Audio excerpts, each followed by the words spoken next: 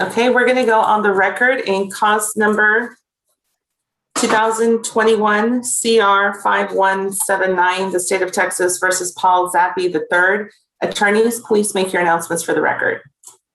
Belle Hayden for the state. Cynthia Orr for Mr. Zappi is present on the telephone, and we're ready to proceed. Mr. Zappi, can you hear us? Yes, ma'am, perfectly.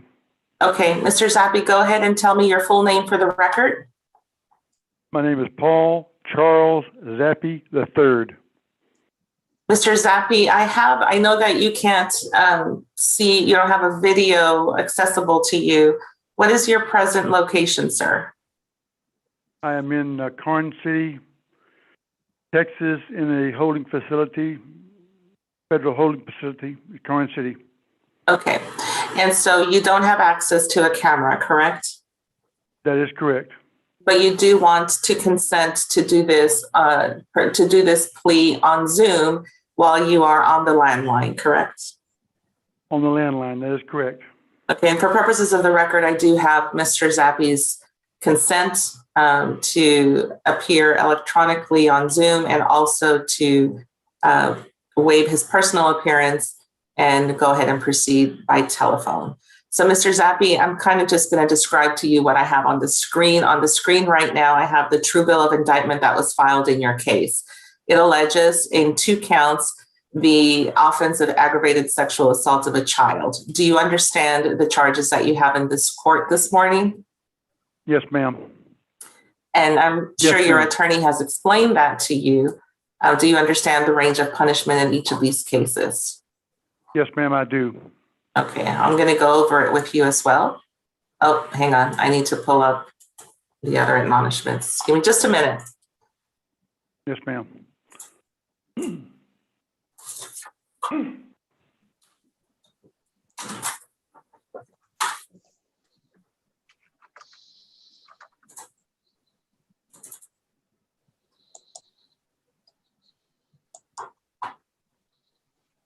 I do, Mr. Zappi, I do have all of your signed documents, but I am going to also go over it on the record. The 2 counts that I asked you about, the aggravated sexual assault of a child, that is a first-degree felony under the Texas Penal Code, and it is punishable by confinement in the Texas Department of Criminal Justice, the Institutional Division, for any period from 5 to 99 years or life, and a possible fine of up to $10,000. Do you understand the range of punishment that applies to these charges? Yes, ma'am, I do. Mr. Zappi, you have the right to a jury trial on this matter. You have the right to cross-examine all the witnesses against you, and you have the right to remain silent. Those are your constitutional rights, Mr. Zappi. Do you understand those? Yes, ma'am. When you signed the document that I have on the screen, which is the one that your attorney went over with you in person, that's called the waiver of rights, the waiver of the court admonishments and defendant's waiver and affidavit of admonitions. When you signed that document, what you're telling me is that you want to give up the rights that I just explained to you. Is that what you intend to do? I'm sorry, ma'am. I just was interrupted here. Just one second. Somebody just brought me another case, another thing. Okay. Yes. Motion for yes. I'm ready to go on. Okay. So Mr. Zappi, let me ask you again. When you signed the documents that you signed with your attorney, the waiver of rights, what you're telling me is you want to give up the constitutional rights that I explained to you. Is that what you intend to do? Yes, ma'am. Put the paper that I signed, waiver of rights and consent to plea sentencing by telephone, and I signed it, and that's what I intend to do, yes. Okay, Mr. Zappi, are you a citizen of the United States? I am. If you are not a citizen of the United States, I'm still required to tell you that a plea of guilty or no contest to this charge could result in deportation, exclusion from admission to the country, or denial of naturalization under federal law. Mr. Zappi, are you satisfied with the representation of your attorney? Yes, ma'am, I am. Ms. Orr, does your client have a rational and factual understanding of the proceedings against him? He does, Your Honor. Has he been able to assist you in the preparation of any defenses? Very much so, Your Honor. In your opinion, is he mentally competent to waive his rights and enter into a plea? He is. I will accept the waiver of rights and make it part of the record. Mr. Zappi, I want to go over the agreement that you have made in this case, and then I want you to tell me if this is your understanding of the plea bargain agreement you made.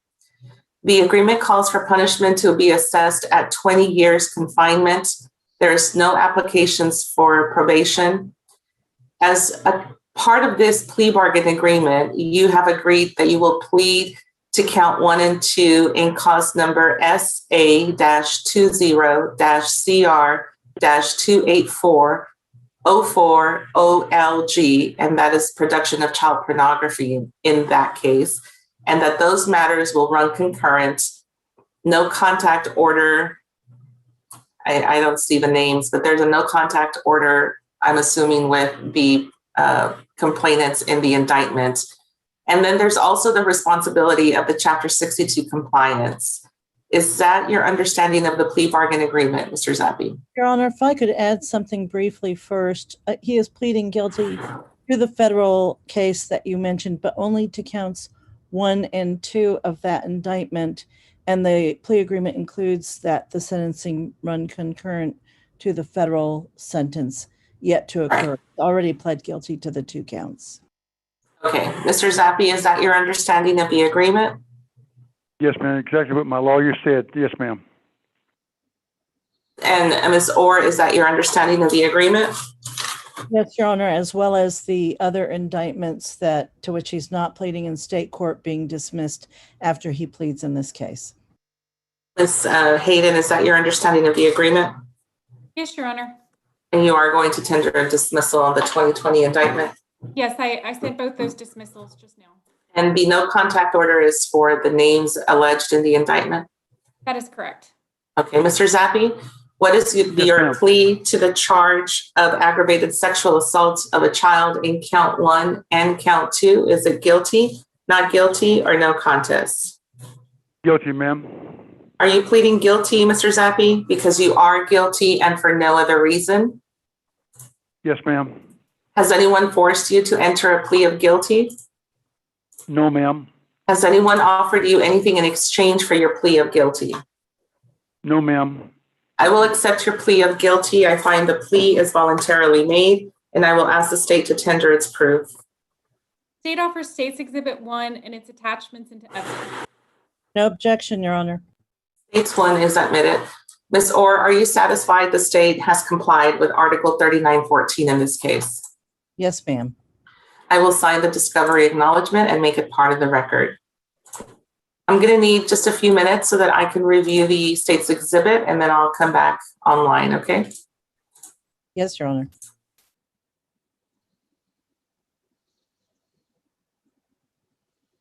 Cynthia? Yes, Paul, we're not in private, so I understand that. Well, I need to make a statement today. no, sir. Yeah, thank you very much. You bet.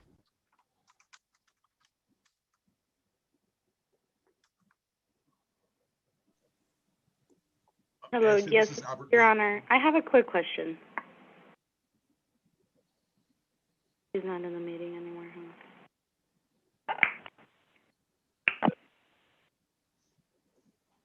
Ashley, this is Albert Van Cleve. I've been moved to a breakout room to talk to a DA, and nobody ever showed up.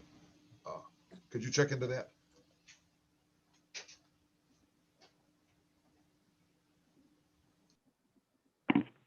Travis, if you can head into 2.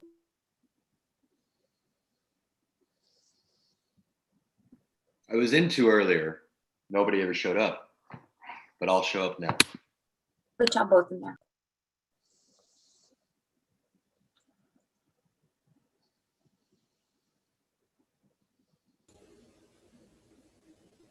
Ashley, on Gutierrez, I think we've signed everything. I see that he signed it. It should be with the clerk, the paperwork, Ashley. Great, thank you. Hello, is Ashley in? Yes, we're on the record. Hi, yes, Ms. Chavez. I'm trying to figure out, are you guys still going to need Albert Garcia? Yes, he's next. Just have him hang tight. Okay, Thank you.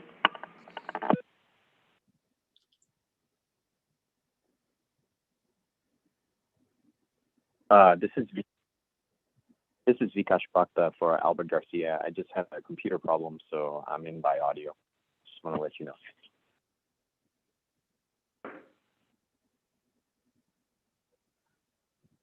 Hello, Ashley. We have a plea on Christopher Wolf.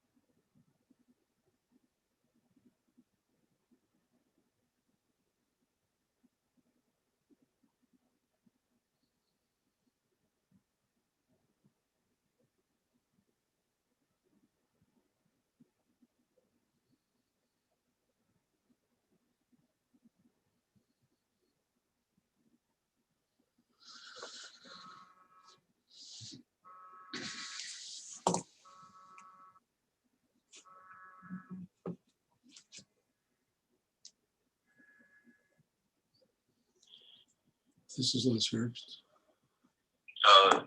Sir, this is David Trujillo. Yes, sir, David. Mr. Herbst, you're not on mute.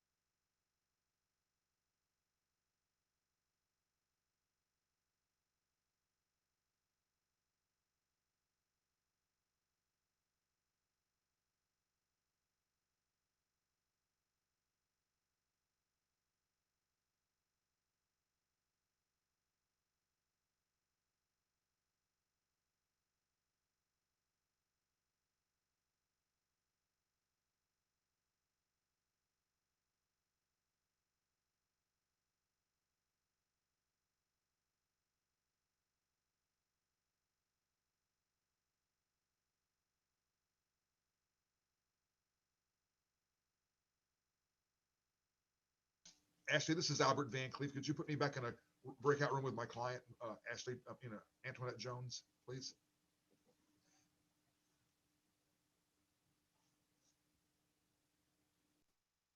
Miss Jones, head back to room 4. Leslie, paperwork has been sent to you. You can head back to 5.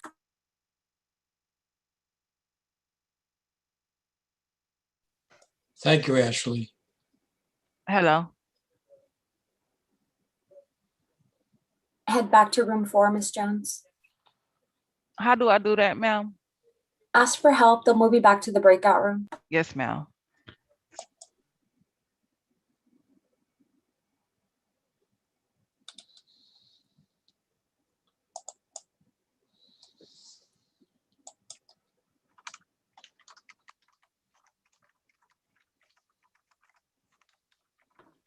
Mr. Martinez, Mr. Basile, judge has been doing a plea right now. If you need a breakout room, let me know.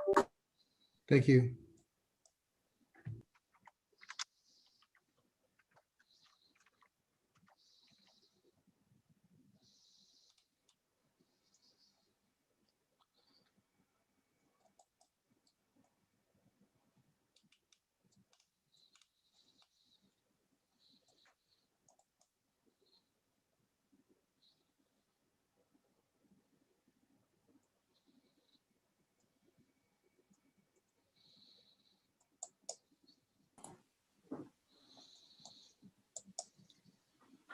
Mr. Nino,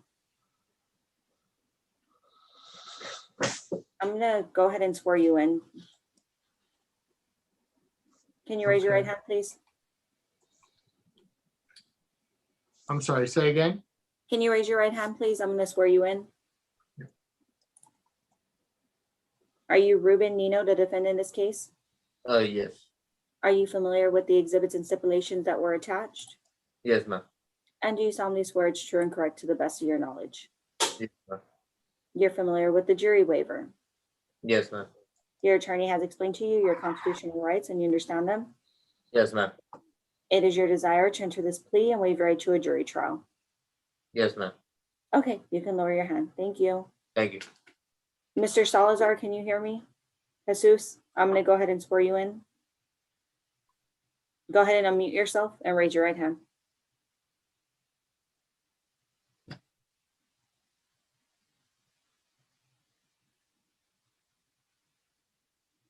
Are you Jesus Salazar, the defendant in this case?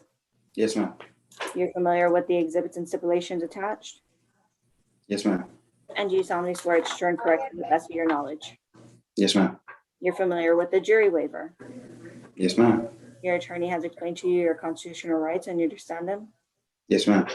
It is your desire to enter this plea and waive your right to a jury trial? Yes, ma'am. Okay, you can lower your hand. Thank you. Thank you.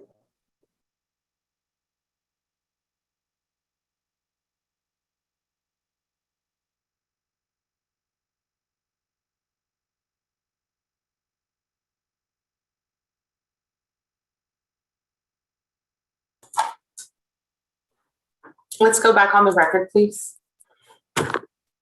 Mr. Zappi, can you hear me? Yes, ma'am, perfectly. Okay.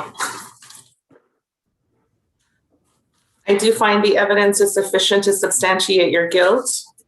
I will find you guilty of count 1 and count 2. Both are aggravated sexual assault of a child.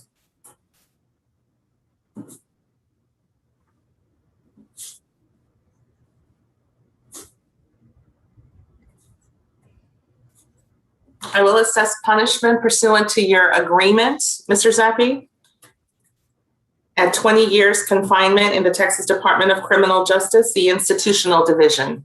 You get credit for all the time you have been in custody under these indictments. Mr. Zappi, you won't be able to see it, but you have already signed it. This is a plea bargain case, and I did follow your plea bargain agreement. So what that means is you do not have a right to appeal. Do you understand? Yes, ma'am, I do. I will sign that certification and make it part of the record. Now, this matter is going to run concurrent. It's going to run concurrent with cause number SA20CR 28404OLG. And also, Mr. Zappi, I'm going to sign the dismissals in this case. There's 2 dismissals. I'm dismissing the 2020 CR 4586 that was charged as the continuous sexual assault of a child. That one is the case that was re-indicted, correct, State? And then I'm also dismissing 2020 CR 4585. I think that takes care of all your matters in my court. Is that correct, Ms. Orr? It is. Your Honor. Thank you very much. May we be excused? Wait, yes. I do have a victim impact statement that they would like me to read. It's pretty brief. Okay, go ahead.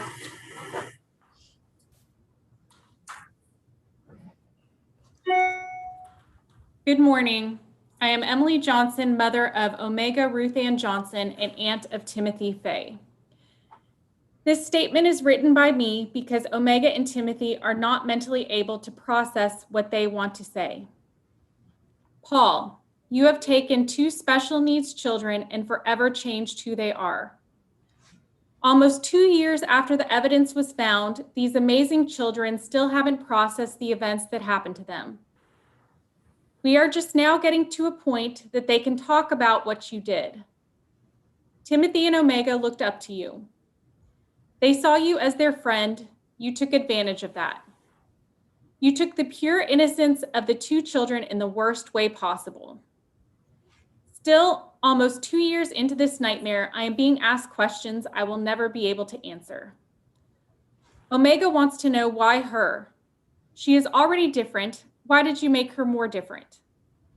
She doesn't understand why she let you do those things. Timothy is so angry and confused. He hates you but misses the fun times. They still can't say your name and visibly get shaken up when they hear it. Finally, I want you to know that Omega and Timothy are much nicer and have bigger hearts than I. When I told them you took the plea and would spend the rest of your natural life behind bars, however long that would be due to your cancer, Omega started crying and said, "Mommy, will he be able to get treatment for the cancer? Will his family see him before he dies? He did wrong, but he should be able to get medicine." Anita, Philip, Big Omega, and I feel that God has given us the justice needed. You will spend the rest of your life behind bars.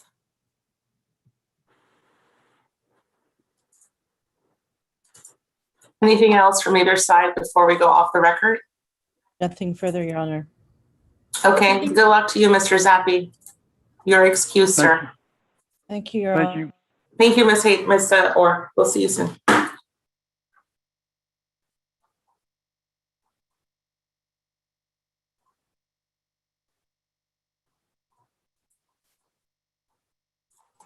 Judge, Mr. Bacta, are you ready to go on the record?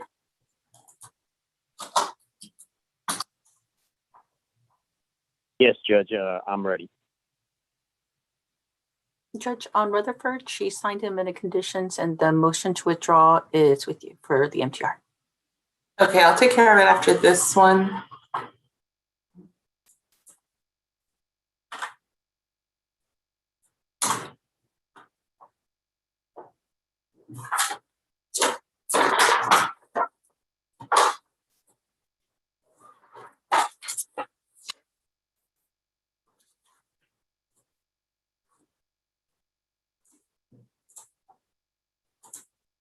Is Mr. Garcia in the room, in the main room, or is he still in the breakout room? They're both in the main room, Judge. Mr. Garcia, can you hear us? Yes, ma'am. Okay, we're gonna go on the record in just a little bit. I'm trying to pull up your case. Okay, thank you.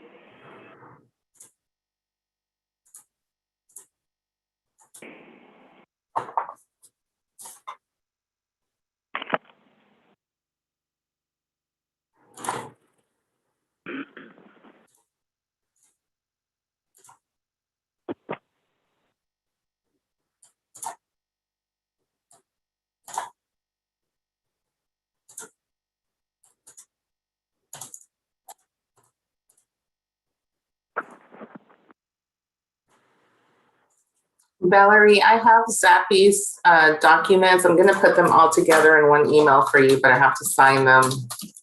I have to try to sign them on Adobe first. Okay, Judge.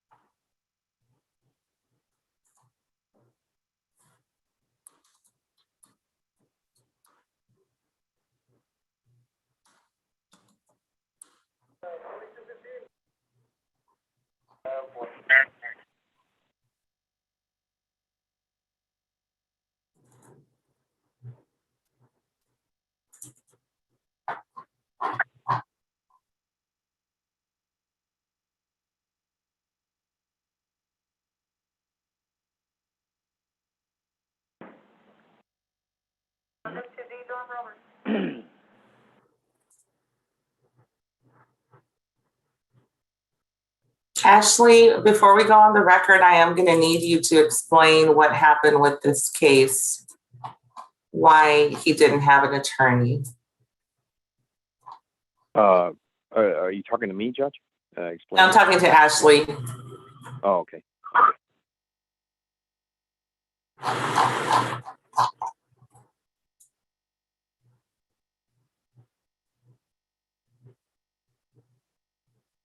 Okay, I'm ready to go on the record, please.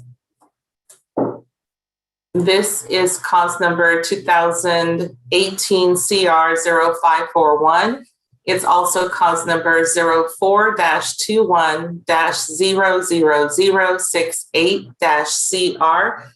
Albert Araiza Garcia versus the state of Texas on appeal. Attorneys, if you could please make your announcements for the record. Mr. Bhakta, that's you. Okay. This is Attorney Vikash Bhakta. My bar number is 240-85201. Okay, Mr. Garcia is appearing by telephone from the Texas Department of Criminal Justice. Mr. Garcia, tell me your full name for the record. Albert Araiza Garcia. Okay, the court has received a letter from the Fourth Court of Appeals indicating, and I know, Mr. Bhakta, some of these things may have already been resolved, but the letter, Sure. The first question the letter is asking is whether Mr. Garcia wants to prosecute his appeal. Can you answer that, Mr. Bhakta? Yes, Judge. We conferred, and the answer is yes. He does want to prosecute his limited appeal. Okay, and Mr. Bhakta, you are court appointed to represent him, correct? Yes, ma'am.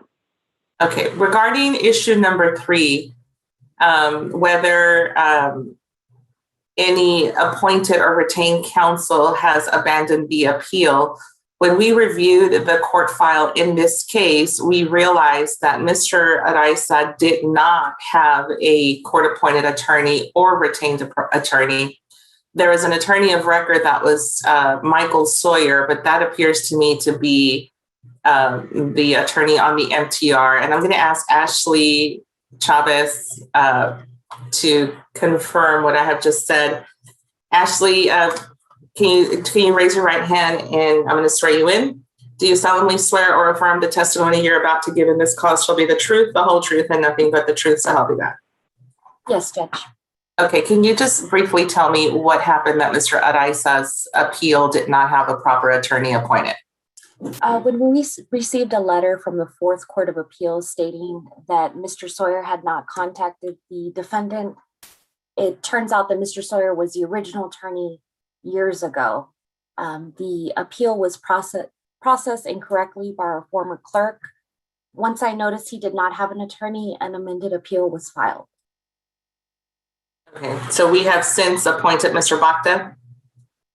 Yes, ma'am. Mr. Bhakta, do you have any questions about what happened? Not really. I think having spoken to Ashley and reviewed the court records, and also having spoken to my client, it seems pretty clear what's going on. Okay, so what I'm going to do is I'm going to have my court reporter transcribe this hearing and send it up to the Fourth Court. I know you have also sent a response in, but just so that it's abundantly clear, there was never an attorney that dropped the ball. That there was just never an attorney of record for Mr. Garcia for the appeal. And with that, we're going to go off the record, okay? Okay. All right, thank you, Mr. Baca, you're excused. Mr. Garcia, you're excused. Okay, thank you, Your Honor. Thank you, Judge. Yes.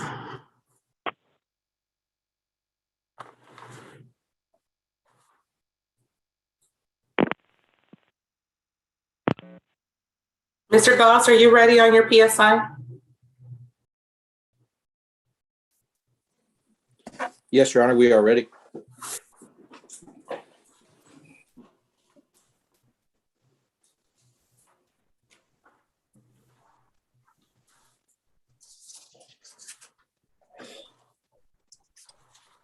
All right, state, this is a silent application state.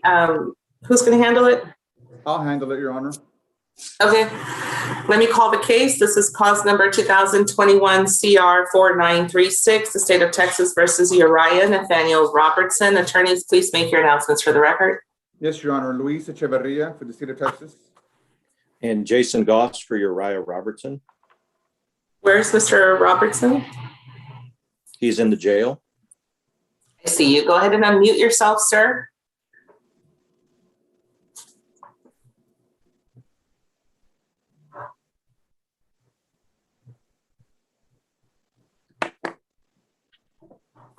Jennifer, I need you to call the jail and have somebody help the inmates, please. It just causes a bigger delay.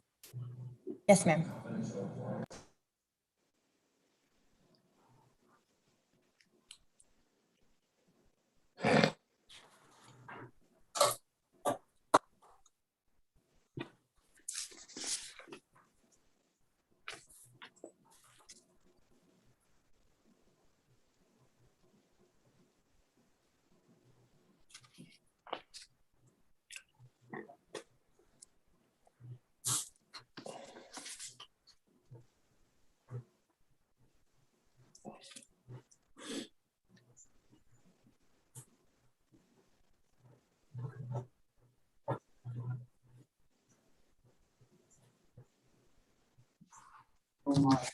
Hello, can you hear me? Okay. Yes, sir. Go ahead and state your full name for the record.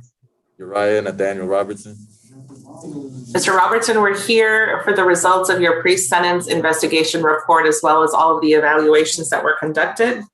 Yes, ma'am. This is a silent application. Mr. Goss, you may call your first witness. Your Honor, may I address the PSI before we start that? Yes. We just had a few things that we wanted to point out to the court on page 1 of the PSI. It does not have an X where an X should be when guilt is acknowledged. Okay. It's clear from the PSI that he did acknowledge his guilt, and he should be getting credit for that. He openly and honestly did not minimize at any time. And Judge, if you wouldn't mind, if I could get my client muted, he doesn't need to speak right now. The jail noises. There you go. Yep. He's muted. So that's on page 1.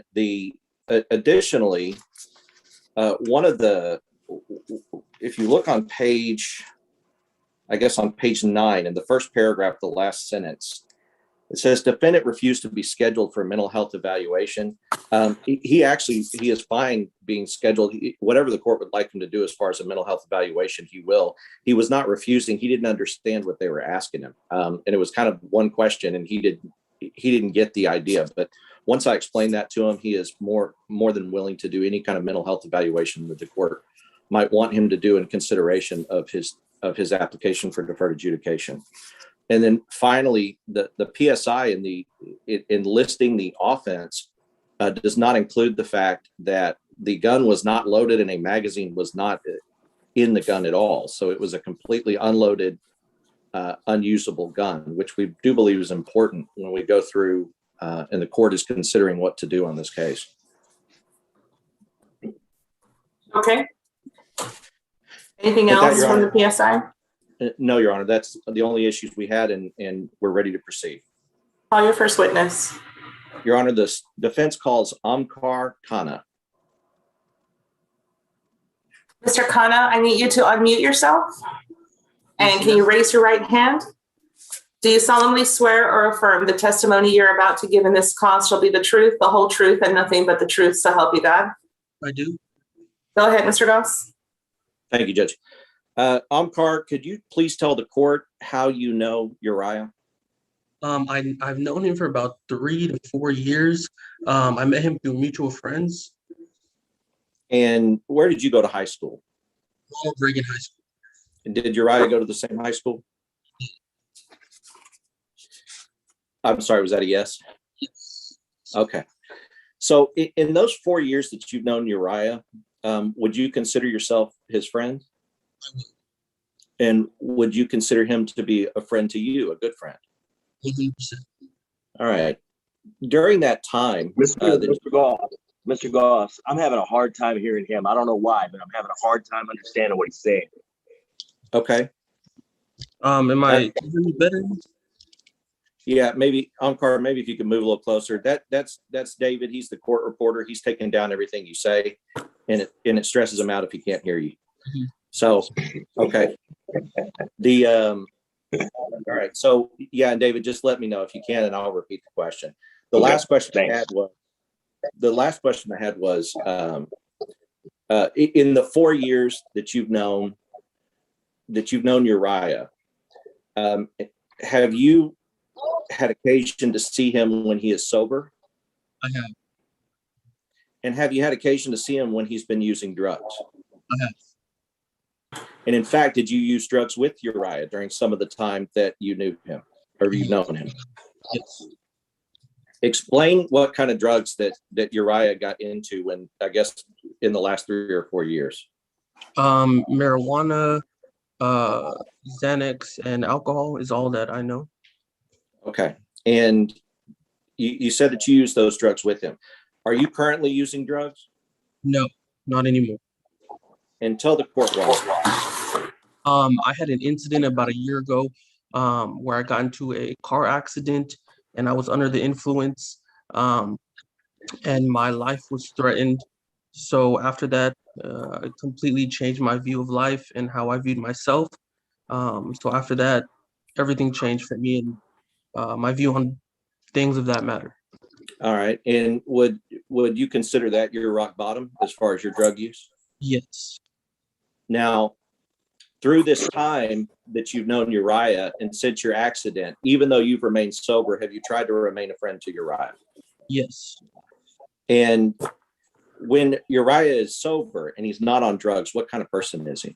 He's a great person, smart, loving, caring, just a good friend. Has he been a good friend to you throughout your friendship? Yes. Has drugs, when he is on drugs, have you seen changes in Uriah? Yes, just, whenever you're on drugs, you're not the same person. Just not all those things that I said, he's not able to control himself as much as when he is sober.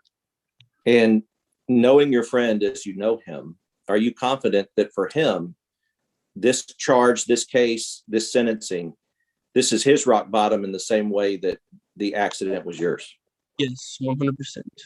And are you confident if the judge grants him deferred adjudication that he will be able to do as you did and find a way to get himself clean and sober? Yes. Your Honor, I don't have any further questions for Mr. Khanna. Okay, this is a silent application. Do you have any factual issues that you dispute? Factual issues, Judge, I just want to from this witness. I'm talking about this witness. Yes. Just would like to clarify that statement, Your Honor, about his life being threatened. It's not clear to me from what source his life felt threatened. Your Honor, I object to that. That's not any kind of issue that has to do with the defendant or this case. That's a personal issue with Mr. Khanna. Right, that's sustained. This is a silent application. So the only thing you can challenge is any factual issues regarding the offense. So I'll sustain that. Anything else? No further questions regarding this individual, Your Honor. I do want to clarify something that Mr. Goss said, but I could do that at a later time if you'd like. Okay, no problem. Go ahead, Jason, call your next witness. Your Honor, the next witness is going to be Patrice Houchins. She is actually on the she is on the screen with her daughter, Lisa Cabrera, who is Uriah's mother. This is Uriah's grandmother, Patrice Houchins, Houchens.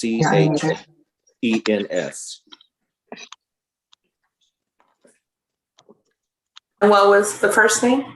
Katrina? Patrice. Patrice. Ms. Yes, Houchins, good morning. Good morning, Judge. I need you to raise your right hand, please. Do you solemnly swear or affirm the testimony you're about to give in this cause shall be the truth, the whole truth, and nothing but the truth, so help you God? Yes, yes, Judge, I do. Okay, go ahead, Mr. Goss. Ms. Houchins, can you please tell the judge how you know Uriah? I know Uriah from the day he was born. And I was there and I've been with him ever since. And he's my daughter's son and my grandchild. And what does Uriah call you as his grandmother? Nanny. All right, so you're Nanny. Yes. Okay. And you said you were there the day he was born. Where was Uriah born? He was born in California, right during a big, massive, gigantic earthquake. And we all almost died that day. So you can't forget him, not on that day. So as far as you, I notice you have an accent. Can you tell the court where you're from originally? I was born in Portsmouth, England. And you said that he is the son of your daughter. And who is your daughter? Lisa Cabrera. All right. And so let me ask you about Uriah. Growing up, what kind of kid was he? Wonderful. Absolutely a wonderful boy. I couldn't love that boy any more than I do. He was a good kid. He was, very respectful. Never had any problems with him as far as a lot of the kids in this day and age that, are rude and mouth off to their parents. He never was that way, ever. Not ever, ever, ever. And I've been truly blessed. Well, let me ask you, ma'am, at some point when he was in high school, and I guess a little bit older, did Uriah come, I guess a little after high school, did he come to live with you? Yes, he did. And did you notice a change in him? Yes, I did. And did you become aware that Uriah was abusing drugs? I didn't really understand or know all that in the beginning because I've never really dealt with this in my family ever. And, I have 5 children. They're all very successful. And I have a lot of grandchildren. They're all successful. And when this came about and I saw Uriah just wasn't acting himself. And, I started to worry about it. And of course, spoke with his mother about it. And we started to worry because it was high school. And we know a lot of things go on in high school. And so being as, we're a Christian family and my husband's a pastor, I've been a Christian for over 50 years of my life. When we start to see Uriah change a little bit, then we just started praying for him that God would change his life. And, it's been a process. It's been a process. Ms. Houchins, let me ask you about a time in particular, but I guess in the months before Uriah was arrested, did you have a situation where you found him to be unresponsive in your home? Yes, sir, I did. Can you tell the court about that time and what happened? Well, he had come home and he just wasn't himself at all. And then he kind of crashed on the couch and I couldn't wake him up. And I just couldn't wake him up. I mean, he was like passed out for like 5 hours straight. And no matter what you did, you couldn't wake him up. I mean, he was breathing and I sat beside him and just, I was looking at his heart, checking his breathing. It was so stressful and I was in tears and it was an overwhelming moment. It really was an overwhelming moment for me. It really was. And did you ask him at the time what he had taken or what he was on? It was later, I think the next day. And he said somebody had given him some thing called bars. And did I explain to you when we had a discussion that bars is a slang term for Xanax? Yes, sir.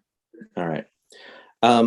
You understand that the court right now is going to make a decision that's going to affect the rest of Uriah's life. Yes, sir. And do you believe, knowing your grandson and knowing his heart and his motivations, that if she were to grant him deferred, that he could be successful and would be successful on deferred? Yes, I believe that with all my heart, mind, body, and soul, on my oath to God Almighty. And would you do everything in your power to help him be successful and support him in his journey to sobriety? Yes, everything I need to do, I would. There's nothing that the judge couldn't ask me to do. I would give him everything that he needed, because this family loves him. And it's not that we just love him, it's just that we know Uriah when he's not on the drugs. We know how awesome he is and how respectful and how helpful and all those wonderful things. And it's just this drugs has just, he needs help with that, sir. Thank you, ma'am. Judge, I don't have any further questions for Ms. Houchins. Thank you for coming. Thank you. Hey, Judge, I just have one question. Ms. Hutchins, where do you reside, ma'am? Oh, I'm sorry. He's asking you where you reside. Oh, I'm sorry. I reside in San Antonio, Texas. Okay, no further questions, Your Honor. Mr. Goss, call your next witness. Your Honor, defense calls Lisa Cabrera. Cabrera, can you raise your right hand? Do you solemnly swear or affirm the testimony you're about to give in this cause shall be the truth, the whole truth, and nothing but the truth, so help you God? I do. You may proceed. Lisa, for David, could you spell your name for the Spell court? my name? Yes, please. Lisa, last name is C like Charlie, A-B-R-E-R-A. And could you tell the court, what is your relationship to Uriah? He's my son. All right. And your mother just talked to us about when Uriah was born. So I'm assuming at some point you lived in California. When did you move with your family to San Antonio? Uriah was about 5 years old, so it's been about 16 years. Okay. And I guess, what do you do for a living? I'm a real estate agent, but I'm also a real estate investor and a custom home builder. And I want to talk about Uriah's father. Mm-hmm. Is Uriah's father, has he been in Uriah's life? No. Okay. Can you tell me why he hasn't? I got pregnant with Uriah when, excuse me, he told me this might happen, Mr. Goss. He said, you might get emotional, so I'm going to try not to. I got pregnant with Uriah when I was 15. I was 19. I'm sorry. It's okay.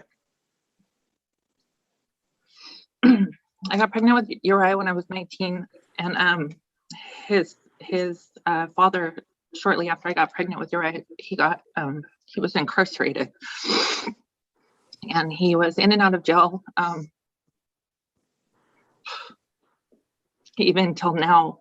And so I never let Uriah know his dad, because I knew that he wouldn't be a good influence. So I just completely lost all communication with the father. I just cut him out, and it was just me and Uriah. And as a mother making that choice to keep him away from the influence of his father, did you also see that impacted Uriah in that he wanted to know his father and didn't understand why he couldn't? Yes, absolutely. Uriah has made several comments through his life saying that he felt like he was a mistake that, he wasn't a planned pregnancy, that, he feels like there's a void in his life because he never had his dad in his life. But for me, I felt like, I was making a good decision because his father was in and out of prison. I didn't think that it would be a good role model until Uriah turned 17. We were arguing a lot over the fact that he didn't know his dad. So at 17 years old, I flew Uriah to go see his father for the first time. And I guess since Uriah's infancy, was that the first time he had seen his father? Yes, it was. Okay. Now, does Uriah have any other siblings? Yes, 2 sisters, 1 17 and 1 6. And what is his relationship like with them? With the older one, they were very close until Uriah started doing drugs. And because of that, and just because of all the things that she's had to experience as an older sister, their relationship isn't as strong. However, she loves him, obviously she loves him a lot. With his little sister, she's absolutely in love with her brother. She wanted to be on court today. She wants any chance she gets, she wants to see him. And I want to talk about it because the judge hears a lot of mothers who come in and say, well, their son's a good boy and he does good. Have you tried to maintain a realistic approach to what is going on with Uriah since he's been arrested? Personally, I saw Uriah spiraling. I was trying to be proactive in helping him. I'm self-employed. I don't carry, health insurance, and my son's older, so he didn't have health insurance. And I was trying to figure out a way to get him some sort of rehab because it's so expensive. I finally got to a point where I was able to get him medical help. And I don't know if you have the letter, but I provided a letter from that medical, from Blue Cross Blue Shield. They knew how frantic I was and trying to be proactive to help him. And it was like right after I got him approved for that rehabilitation center, it was like he got arrested and that was it. I couldn't get him quick enough into that facility before this had happened. Yeah, the letter you're referring to from Amber Thompson, I have sent to the court, detailing your attempts to try to get your son help. And then he was arrested, I guess, in March. And this, the insurance had an effective date of March 1st, 2021. Does that sound right? Yes. So I want to talk about the fact that Uriah has been in jail for the last 5 months, or almost 5 months, right? Mm-hmm. On this arrest. Now, as his mother, did you have the capability to bond him out of jail? Did you have the financial resources to do that? Absolutely. And did you refuse to do that? I absolutely did. Why did you refuse to bond him out of jail? I thought that he needed this time. It was very hard, but he needed to sit in there and get clean. I was worried about him doing something worse. And as his mother, is his sobriety the most important thing to you over bailing him out or having him home or anything like that? Absolutely. And I want to talk about when you said that he was spiraling, and I want to talk about an incident that you saw on your Ring doorbell before his arrest. Can you tell the court about that incident? It was one night he was coming home, and his friends were knocking at the door, and when I let him in, he came in, he kind of fell on the floor, and he was oblivious. And that night, I had to sleep by his side all night long. I was afraid he was going to stop breathing. I didn't know if I saw some of those Xanax pills. They came out of his pocket onto the floor. He was crying out to me, telling me that he didn't want to live that life anymore. He said that he was tired of fighting these demons, that he wanted God to take his addiction away. He was falling all over the room, and I didn't sleep that whole night. It was probably the worst night. And the next day, I was looking at the Ring doorbell, and he was standing outside for quite some time. His friends had tried to walk him up to the door, and then they went back to the car, and I saw Uriah kind of falling all over the front yard, and they walked him back up to the front door again. And he was telling them that he was considering killing himself, that he didn't want to live his life anymore, that that he didn't want to have that addiction anymore, and that he didn't want to live anymore. And it's very hard for me. I'm sure. And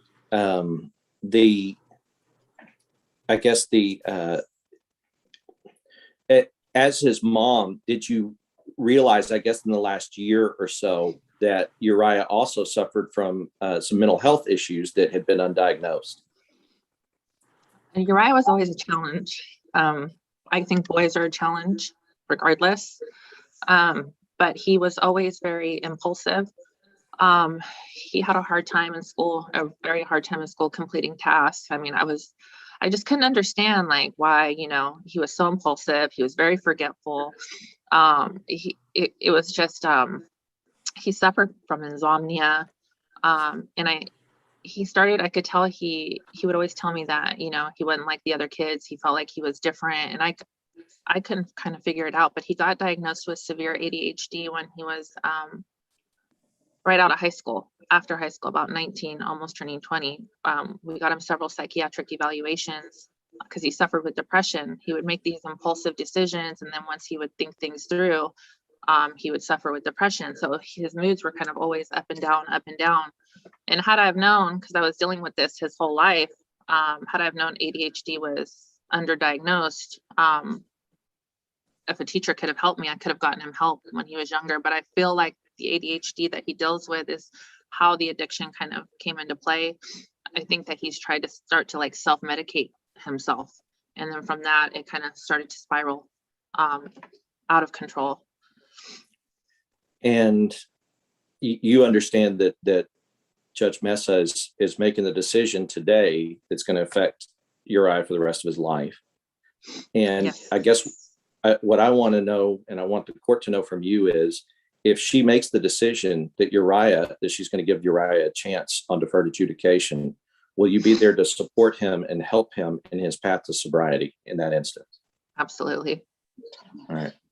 And Your Honor, that's all the questions I have for Ms. Cabrera. Mr. Goss, based on what I have heard, I had read everything that was provided to me. I didn't think I needed a DDRF evaluation, but based on what I've heard from the mother, I think I do want to request a DDRF evaluation. So I don't want to proceed to sentencing today. I want to see what that evaluation is going to be like, because if there's an undiagnosed mental health issue, we need to know as soon as possible.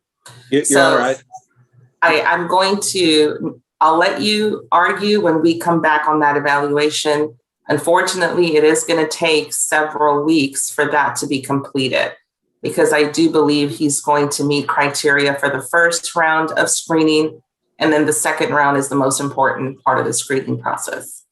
So that's what I'm inclined to do at this point. Your Honor, I understand, and I have prepared the family for all these eventualities. And we also want you to have everything that you need to have in order to make sure that he can be successful on deferred if you were to grant it. The only witness I have remaining is my client, who I can call at the time that we reconvene for sentencing. I would prefer that. I would prefer that. I will just ask the court to, I guess, take into consideration everything that the court has heard so far. Yes, I will take all of this under advisement. Mr. Robertson, I read everything that was provided to me, and I didn't sense a lot of motivation for treatment from you. And that just could be the way it was written up. I am not saying you're not motivated for treatment. I'm just saying the way it was written up I didn't get alignment from your side for treatment. So when you come back, and if you're going to testify, if you're going to talk with me, you better be prepared to answer some very hard questions for me. So I am going to recess this matter. Bianca, how long is it going to take to get him on the first schedule for the DDRF? The next available is August 23rd, 2021. Okay, well, let's reset it until then. Ashley, tell me what the options are for PSI return dates. I can add him to 9/2, Judge. Yeah, that's actually going to be the fastest that we can get this done, which is not bad at all. It's about a little bit over a month. So we will return for sentencing on September 2nd. Bianca, I don't know if I need to send you something in writing, but I do suspect somewhere in the evaluation process, somebody thought he should have been evaluated for DDRF and then didn't do it. And so we need to nip that. That can't continue. All right, we'll see everybody back here on September the 2nd for sentencing. Your Honor, can I speak to my client at breakout room? Yes, Ashley, we'll move you around. And Lisa, I'll give you a call. You're excused, and then you can tell on her. Judge, can you put me in the breakout room so I can start the questionnaire process? Yes, Mr. Jason, I need you and Mr. Robertson to go with probation right now. So she will get all the paperwork started. When she's finished, she can leave the room and you guys can stay back and talk. Let's handle it that way. Thank you. All right. I just need a quick minute to get some paperwork ready. Roger Bettis, I have your pleas ready. I think your clients are both sworn. We're going to do those next. Thank you, Judge.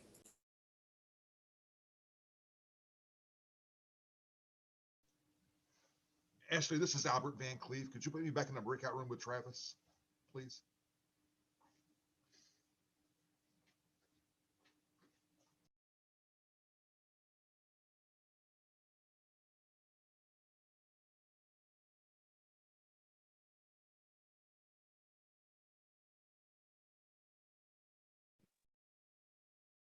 Hi, Ashley. It's Wendy McClellan.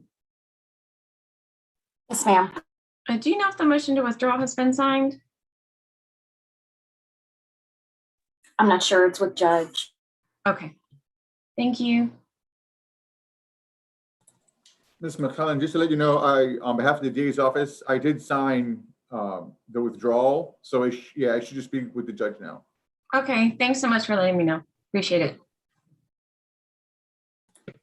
Mr. Gutierrez, Eric Gutierrez.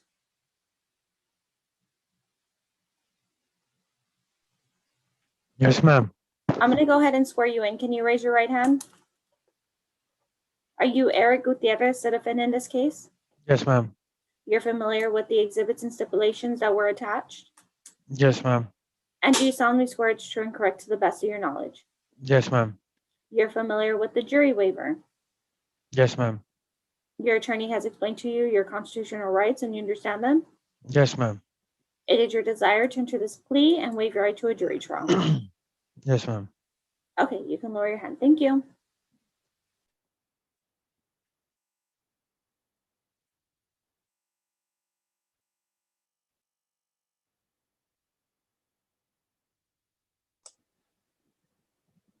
Excuse me, Valerie, Yes. have you had a chance to swear in Mr. Wolf, Christopher Wolf? He doesn't need to be sworn, Mr. Herbst. He's an MTR. Okay, thank you.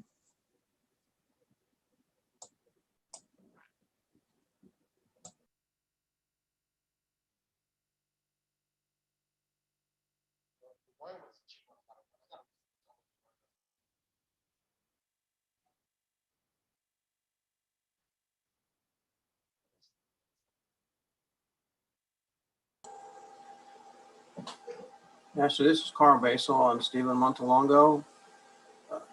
Do we ever have any information on the sheriff as far as allowing the family visit with me? I forwarded your information to the judge. Okay. I have no info. I just want to make sure I didn't miss anything, okay?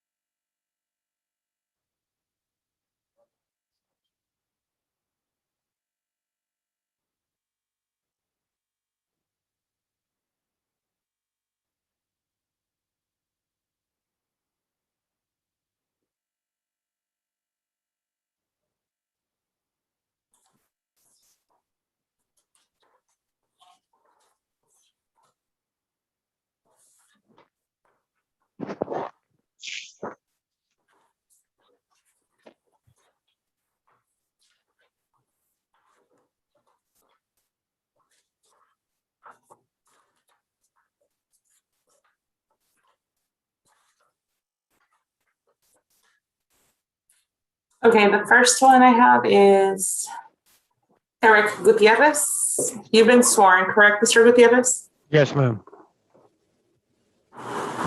Yes, ma'am. Okay.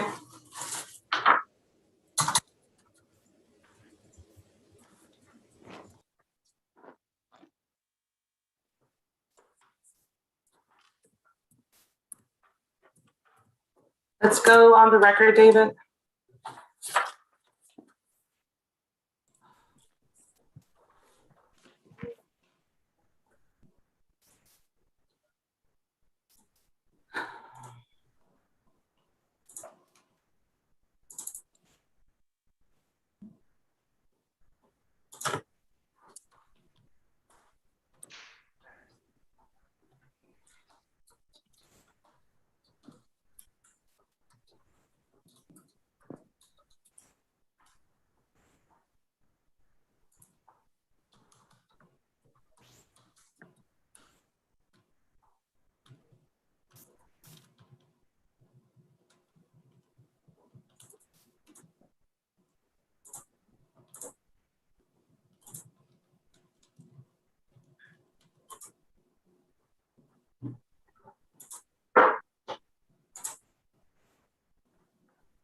David, I don't see you. Oh, there you are. Okay. All right, let's go on the record.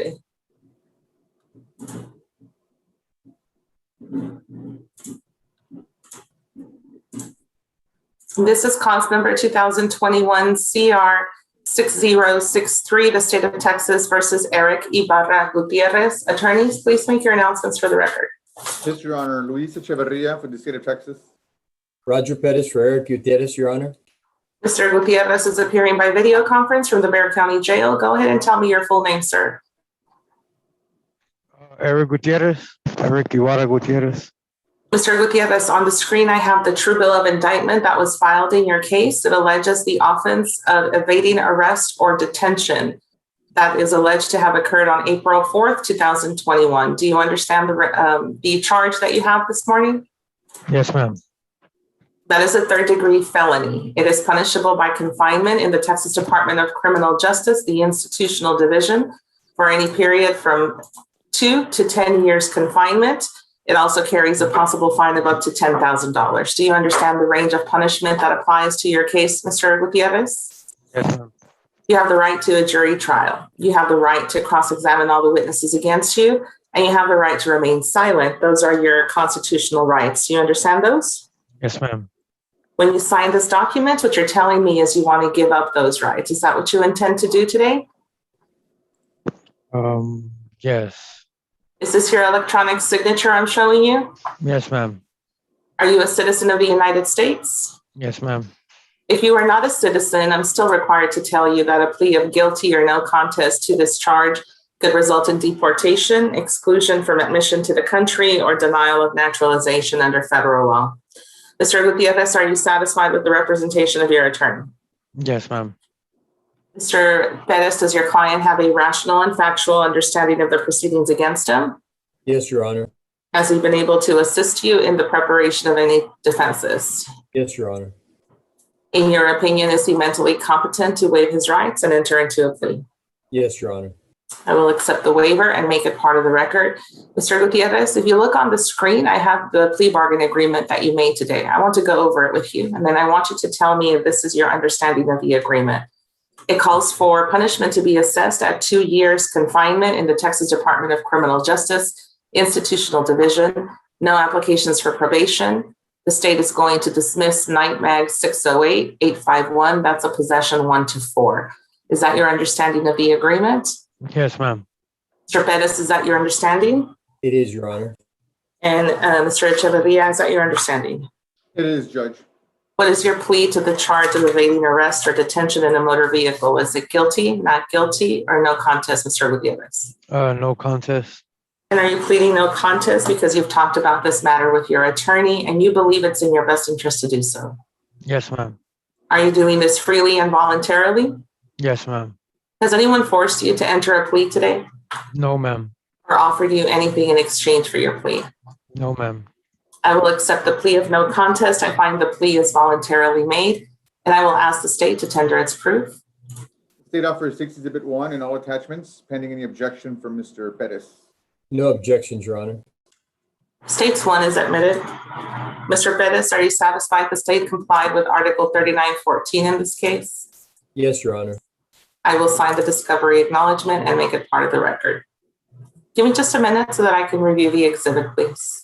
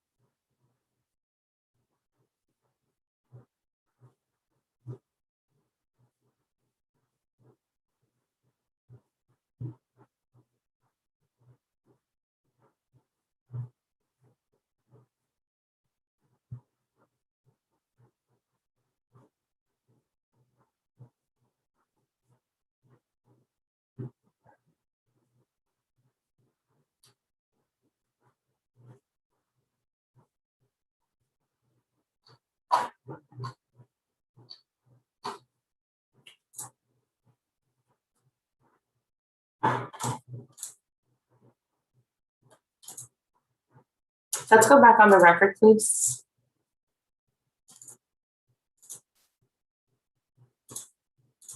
I do find the evidence is sufficient to substantiate your guilt. Mr. Gutierrez, I'm going to find you guilty of the offense of evading arrest or detention in a motor vehicle. And I will assess punishment according to your agreement at 2 years confinement in the Texas Department of Criminal Justice, the Institutional Division. You do get credit for the time you have been in custody on this case. State, did you just send me the dismissal? Your Honor, I have not. I was actually working on it, and it says that I have an unstable internet connection, and I'm in the office, so I'm a little puzzled by this. But Judge, I will get it to you here by trying it again in just a few minutes. Okay. As part of this plea, Mr. Gutierrez, the state is going to take into consideration NIGHTMAG 608851. Mr. Gutierrez, this is a plea bargain agreement. I did follow your plea bargain, so you do not have a right to appeal. Do you understand? You're muted.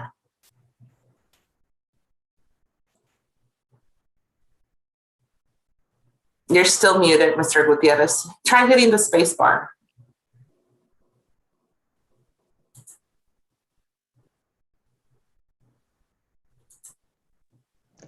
Yes, Okay, ma'am. okay.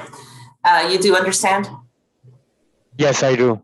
Okay, thank you. You're excused. Jennifer, go ahead and call the jail. Tell them that he can go back. Okay. Jesus Salazar? Yes, Your Honor. Okay, let me just pull up your indictment, Mr. Salazar.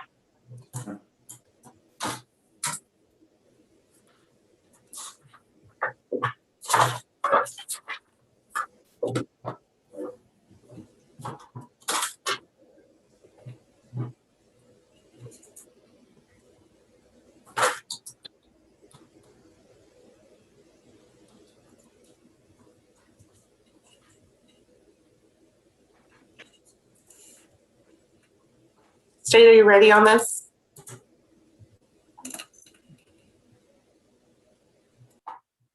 I think it's Miss Hayden.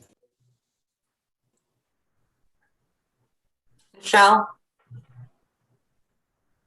Yes, Judge. you ready? Yes.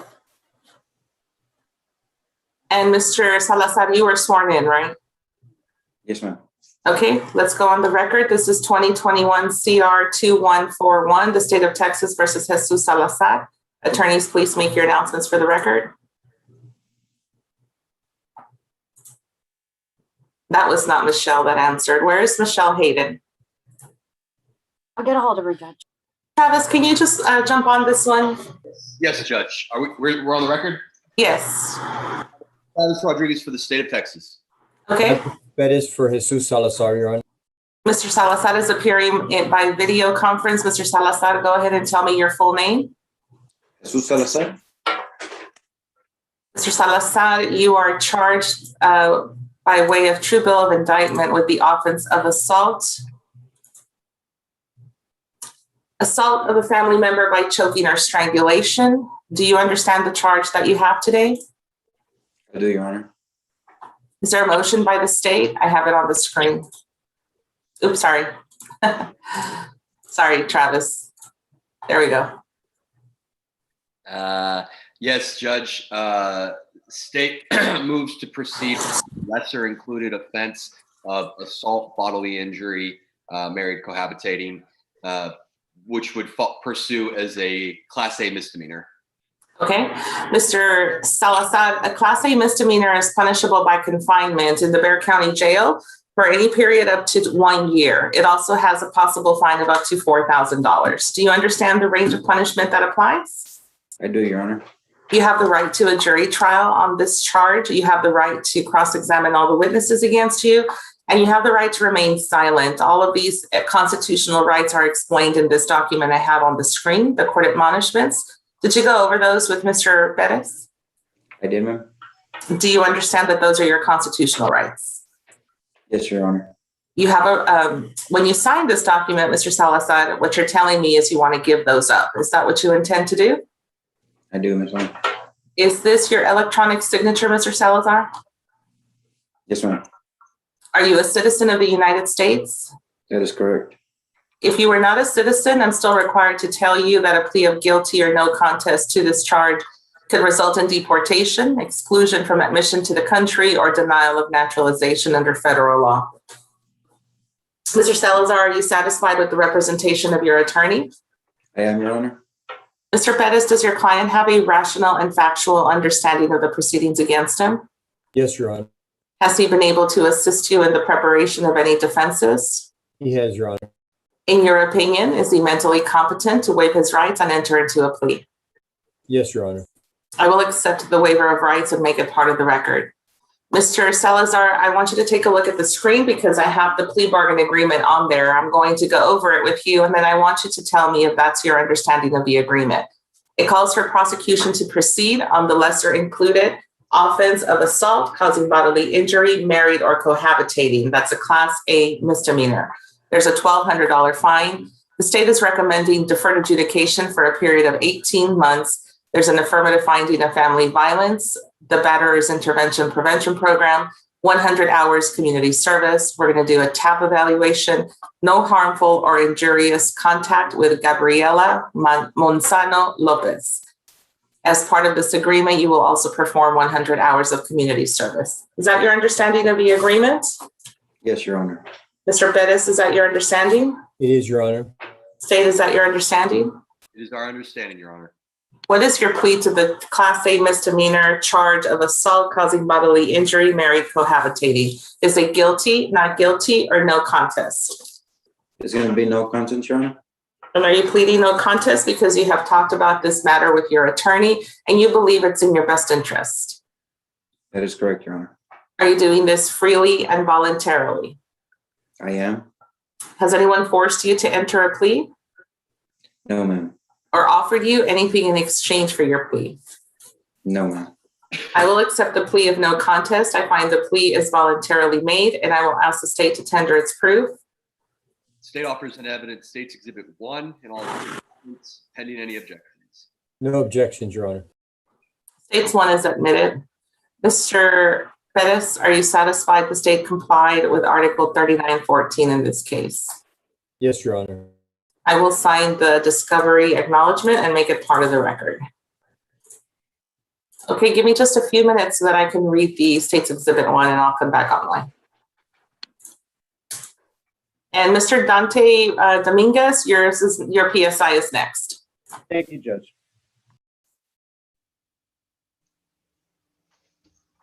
This is Albert Van Cleve. I'd like to confer with Travis again if I could, please.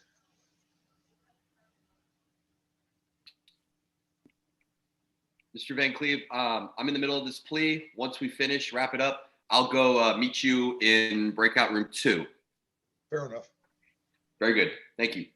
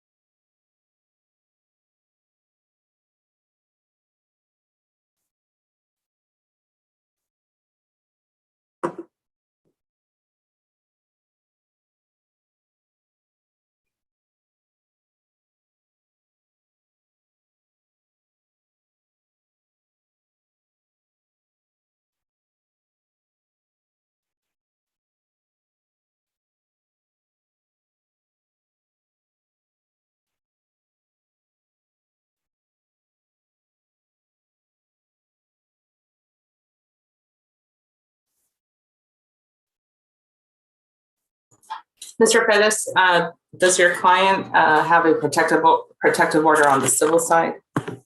No, Your Honor. Okay, let's go back on the record. I do find the evidence is sufficient to substantiate your guilt. I will make no other findings at this time. Mr. Salazar, I'm going to grant your application for deferred adjudication for a period of 18 months. There's a $1,200 fine, an affirmative finding of family violence. You have to complete the Batterers Intervention Prevention course, 100 hours of community service, a TAP evaluation, and during the period of your probation, you are to have no harmful or injurious contact with Gabriela Monzano Lopez. This is a plea bargain case, Mr. Salazar. I followed your plea bargain agreement. You do not have a right to appeal. Do you understand? I do, Your Honor. You're going to go in a breakout room with probation and you're going to go over your conditions. Oops, today's the 16th, right? 16. Oops. Okay, thank you. You are excused, Mr. Perez and Mr. Salazar. You go in a breakout room with probation. Thank you, Your Honor. Appreciate it. Thank you.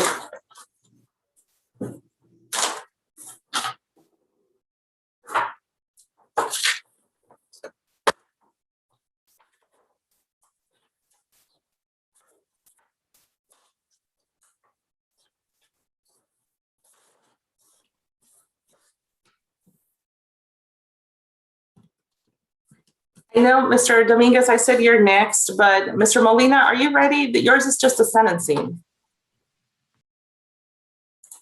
Yes, we're ready. You're ready? Where's Mr. Van Atta? In the jail. I don't see him. We were in a breakout room together. Do I need to go tell him to come back in?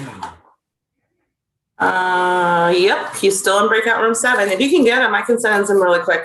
Okay. Your Honor, it's Wendy McClellan. I don't know if you had a chance to review the motion to withdraw. I will look for that now. Thank you for reminding me. And your client signed the new conditions? Yes.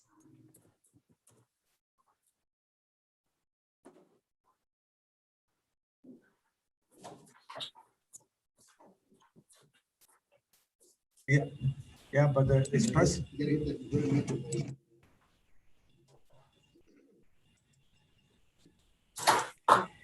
No, because you take the microphone, please make sure your microphone is properly connected.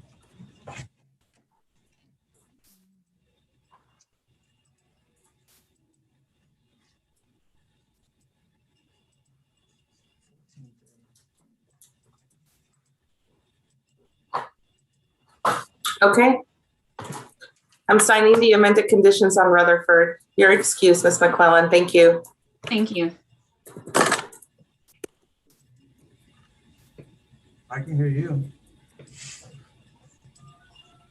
Bianca, did you send me a motion to withdraw? Oh, it's attached. Okay.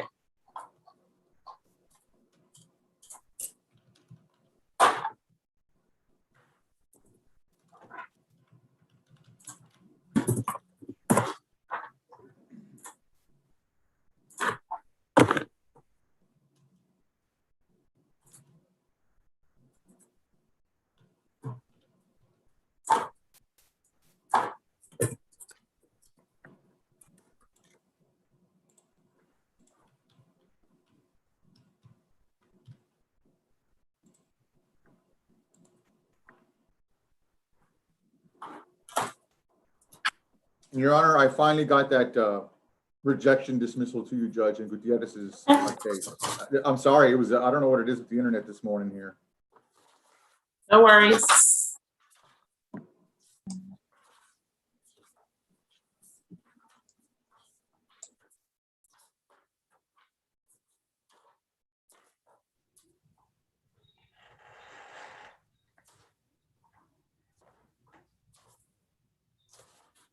And we're ready when the court's ready. Yes, sir.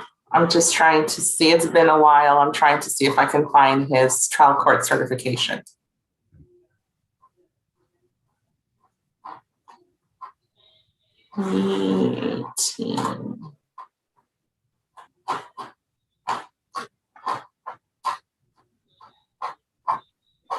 Hey, Mr. Van Cleve, do you want to go meet me in breakout room 2? Yes, please. I'll see you there. Okay. How do I get there?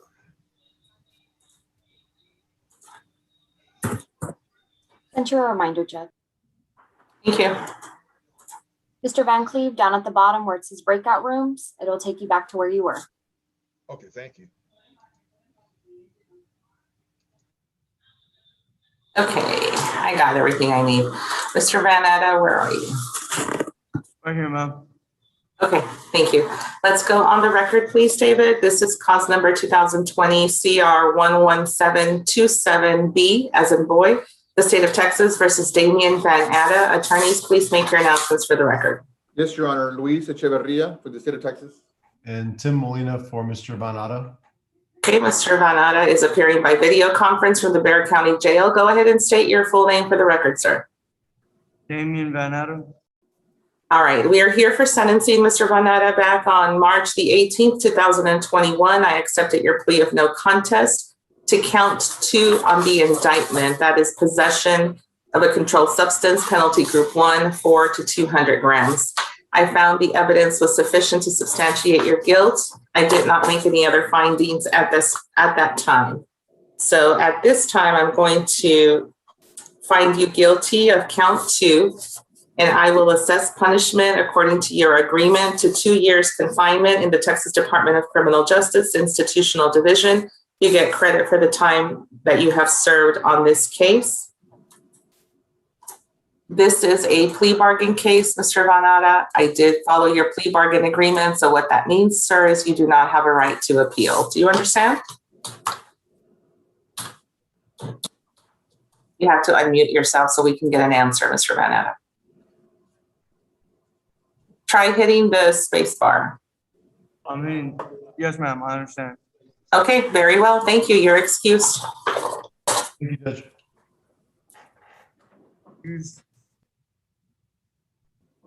Jennifer, he can go back. Yes, ma'am. Okay, I'm ready on Burks.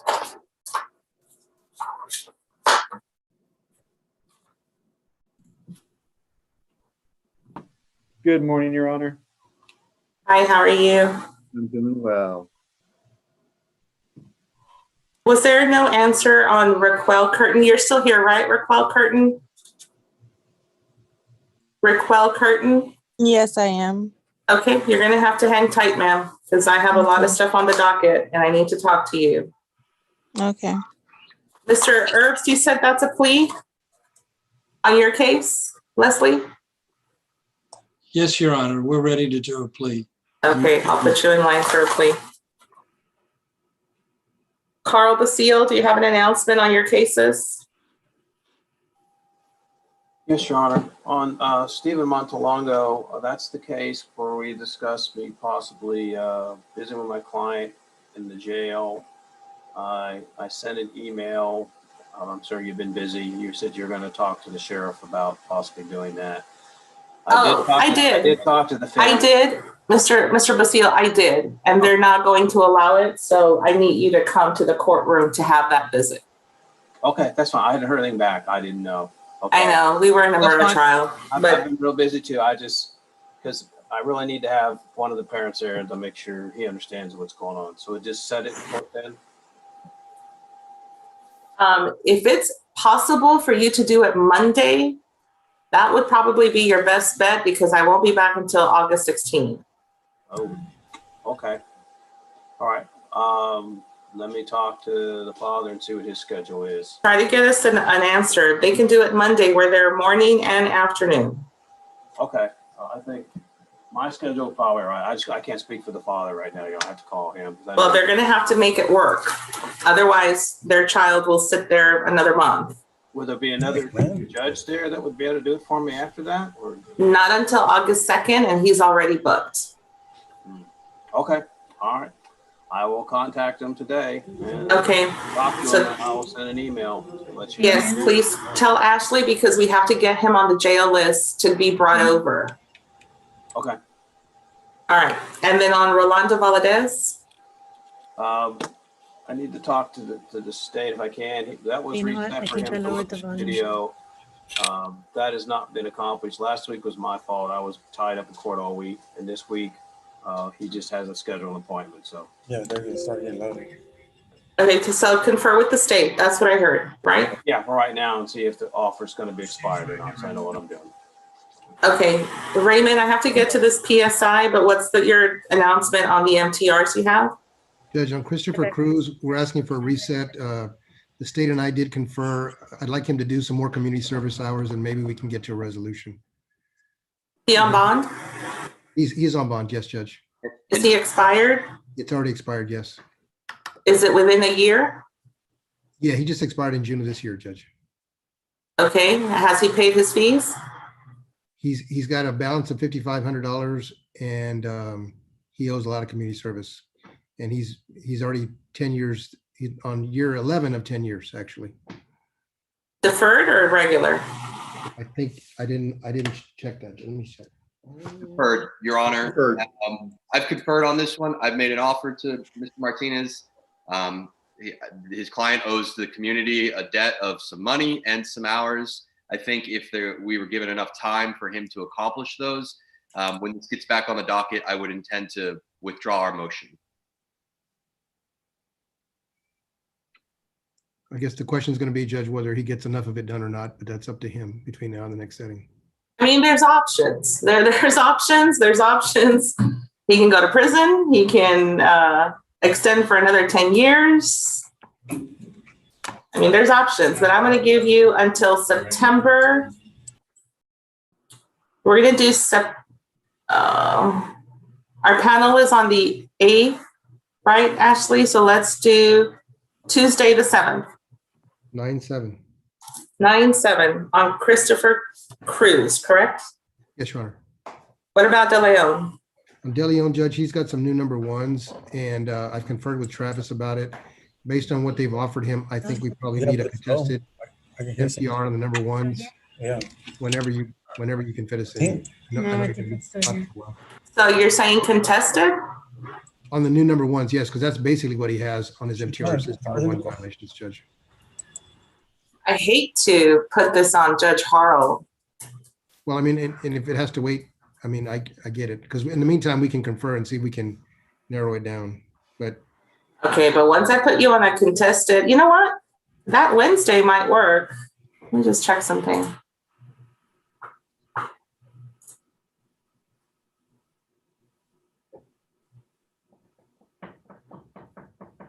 Oh, our jury panel is the 9th. So yeah, Wednesday, September 8th for a contested.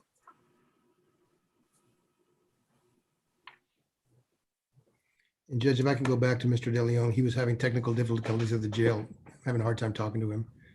Yep, Ashley can help you with that. Thank you, Judge. Okay, we'll see you, Raymond. Yes, all right, ma'am. let's go on the record on Mr. Burks.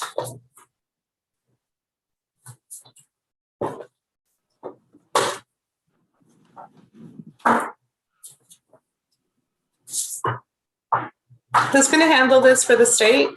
I am, Your Honor. Richard Guetta. Oh, hi, Richard. Okay, thank you. You're welcome. How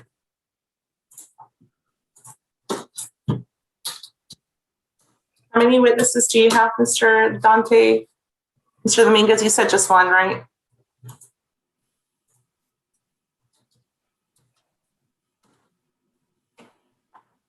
And I was on mute. I just have one, Your Honor, and I don't anticipate taking long from my end, or I don't anticipate that Mr. Guetta would want to cross her very much.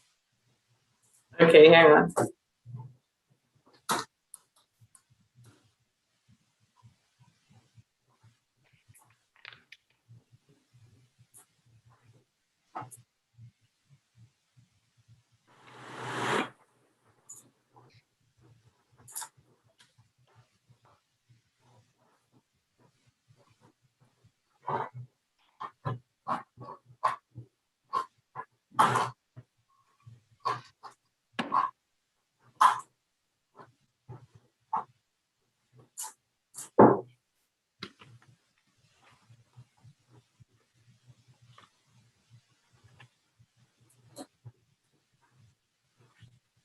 All right, let's go on the record. This is cause number 2020 CR 8203, the state of Texas versus Milton Burks. Attorneys, please make your announcements for the record.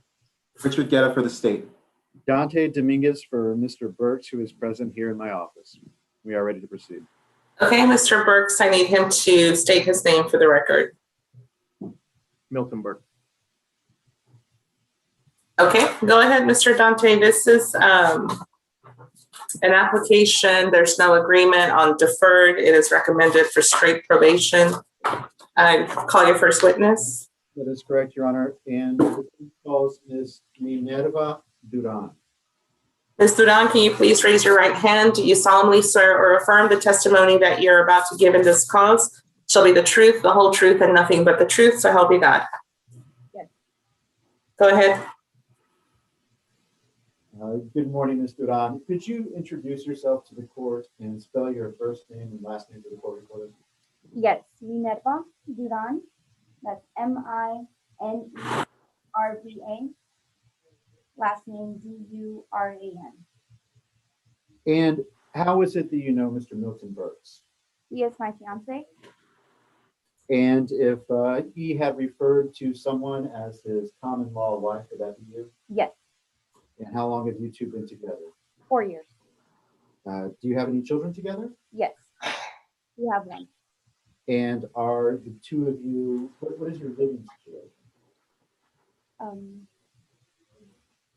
We we live together and we're good. Everything's fine. And are y'all raising any other children together as well? Yes, I have my daughter, and it's my daughter and our child together. And so that is the family unit as it exists now. Yes, And what is it that you do for a living? I'm a public adjuster. So that is something that works in the insurance industry? Yes, Okay. And what is it that Mr. Burks does for a living? he's a forklift technician. Okay, and are you working full-time? Yes, And does Mr. Burks work full-time as well? yes, he does. And so who is the breadwinner for the house? Milton. Okay. And do y'all have plans on marriage? Yes. Make it official, I suppose. Yes, we do. Okay. And you said you've been together for 4 years? Yes, And what kind of father is Mr. Burks?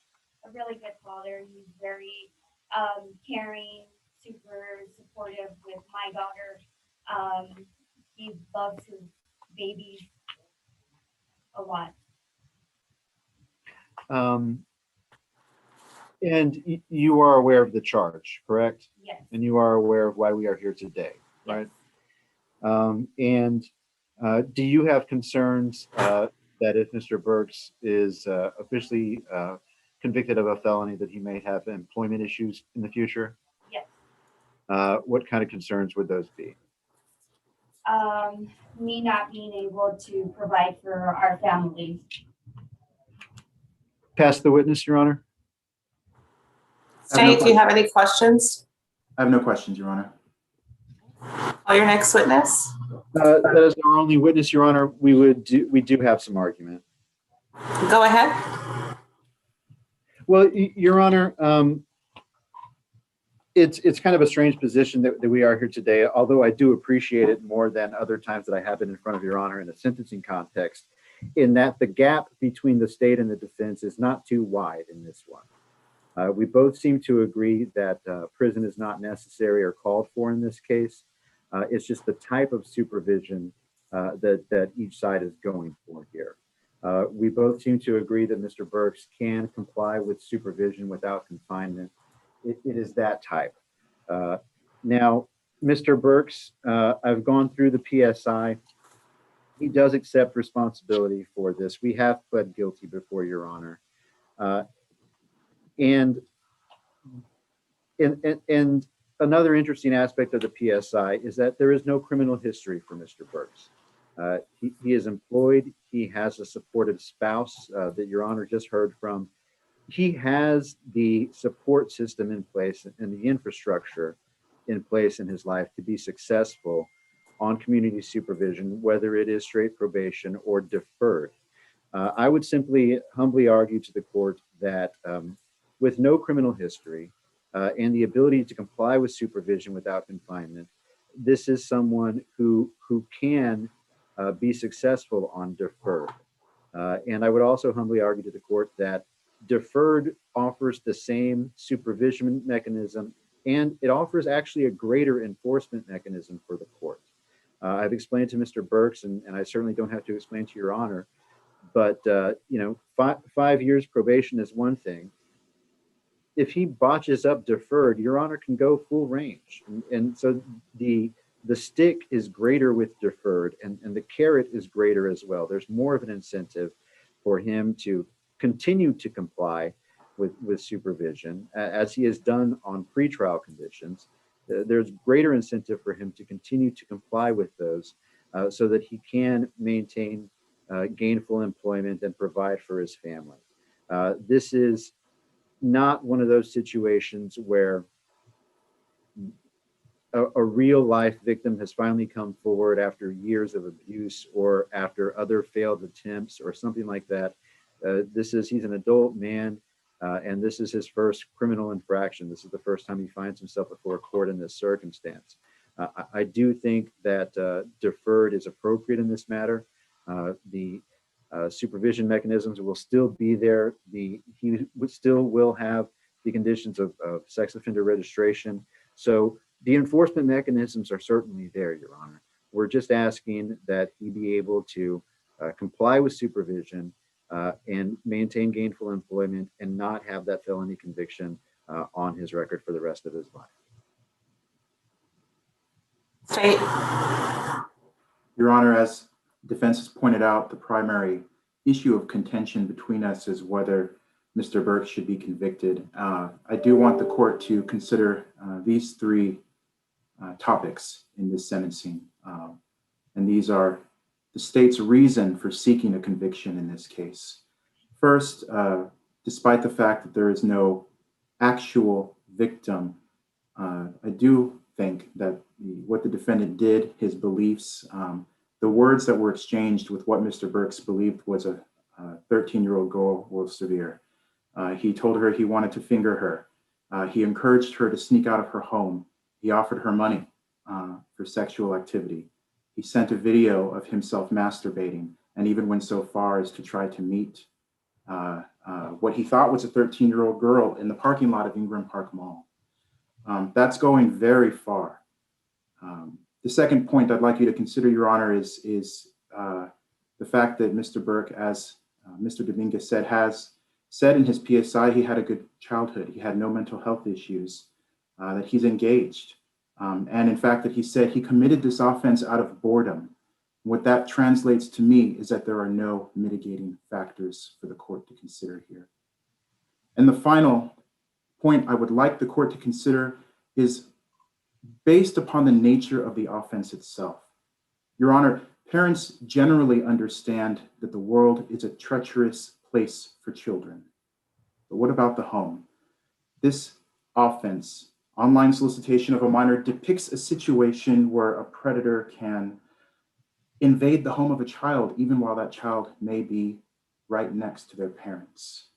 If there is a place in the world that a parent should be able to call safe, a place in the world where they should be allowed to believe that their child is protected, it should be that child's bedroom. And by committing this offense, which damages the community, even if there is no victim, Mr. Burks takes that away. He makes the home of a child, the bedroom of a child, into a street corner. And for that reason, the state, though we do agree he can complete probation, that's why we seek a conviction. Thank you, Your Honor. Your Honor, if I may, and I will keep it very brief, there's just two points that I would like to address.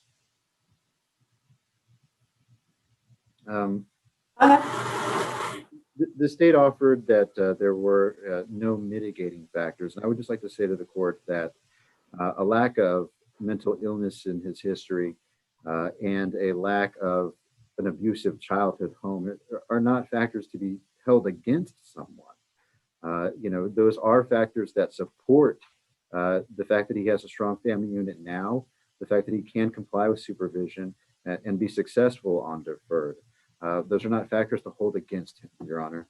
And the other issue was the nature of the offense. And that is something that Mr. Burks has accepted responsibility for. He did it before this court whenever he pled guilty. He did it in his PSI whenever he agreed with the behavior. It was abhorrent. And stated the same to the probation officer that performed the PSI on him. So those would be my points, Your Honor. His lack of mental illness history or an abusive childhood go to his ability to comply with supervision. They're not things to be held against him. If anything, his ability to complete deferred successfully would not be contingent on some, there will be programs that he has offered because of the type of offense, but this isn't an issue where we're dealing with someone who needs to remain medication compliant or someone who is going to spin out into psychosis and cause further harm or something to that effect. And I just want to address that quickly before the court. All right, well, make sure your client's on the camera so I can talk to him.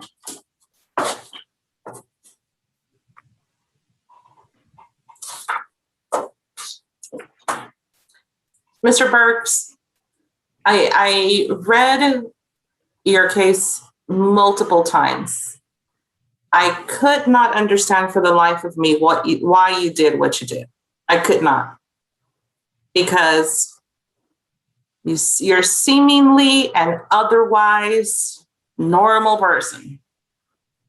I don't believe you were bored and that's why you did it. You were way too persistent in this thing you were on, in this chat that you were on, and then you took steps that were, I thought, too many steps. I agree with the state with that there was just too many steps you took, and you did and exchanged just too many things. I clearly remember the officer chatting back that no, like it was like no, or my mom's here or whatever, but there's one or two occasions where the chat was trying to shut you down, but you were more persistent and more persistent. That's not somebody who's bored. So I was trying to decide, is this a one-time thing or is there a deeper problem that I need to be more concerned with? And so I want an answer from you. Was this a one-time thing? Yes, ma'am, it certainly was. You really don't have to worry about me doing anything like that. I do get counseling from my pastor at church, and we've been talking, and he likes where everything's going, and he understands that I don't have an ongoing issue. Well, you are going to be supervised by the most strict unit that we have. That they're very strict and the conditions are very strict. So for the duration of your supervision, you're going to have some very strict conditions. So don't think that this is a place where if you have one bad day or one bad download or one bad chat, that in this court, it's going to be like, all right, well, we'll just give you another chance. I'm giving you a chance today is what I'm doing. You're going to have to abide by all of the conditions. I 100% understand what your Ms. Minerva Duran said. If you have a conviction, I understand what that means. So I'm going to give you deferred today, but don't think that you can have one bad day while you're on supervision. That's just not going to be allowed because prison, like your attorney said, will be hanging over you for the entire range of punishment, which is up to 20 years. I just want to make that real clear to you, Mr. Burks. I don't want to see you come back on an MTR. Do you understand? Yes, ma'am. Having found the evidence is sufficient to substantiate your guilt, I will make no other findings at this time. I will grant the application for deferred adjudication for a period of 5 years. There's a $1,500 fine, Chapter 62 compliance, and we're going to do supervision by the sex offender unit.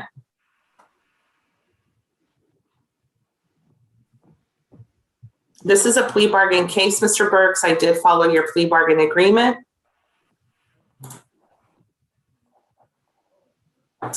You do not have a right to appeal. Do you understand?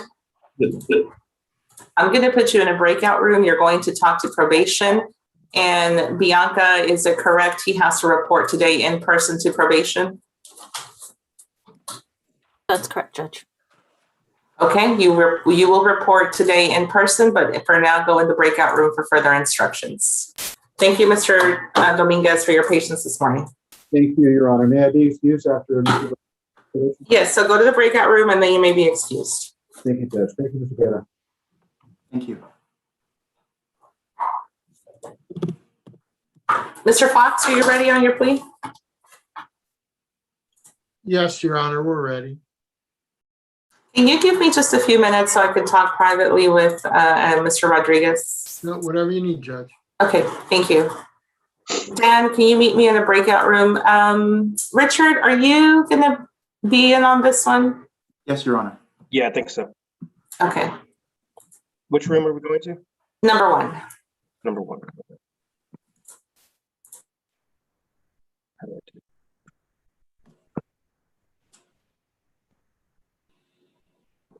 Ashley, can you help me get to one? I'm having a hard time here. Oh, never mind.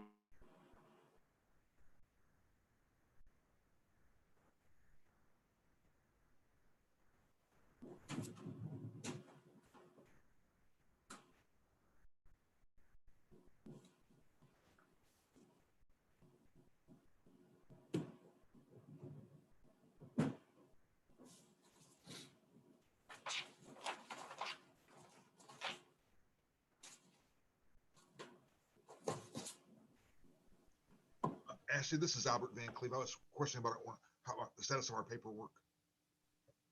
You already signed the paperwork. She needs to sign the paperwork at the jail. Okay. Thank you.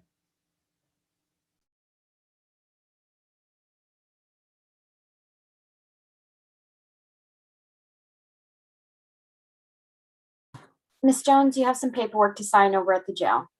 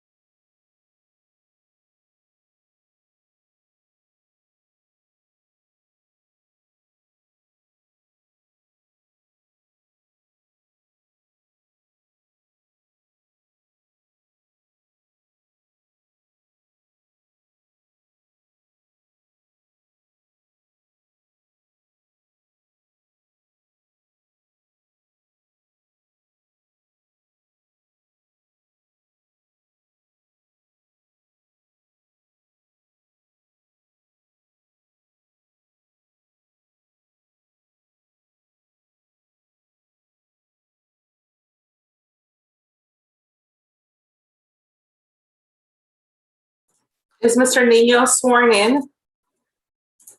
Yes, he is sworn, Your Honor. Okay.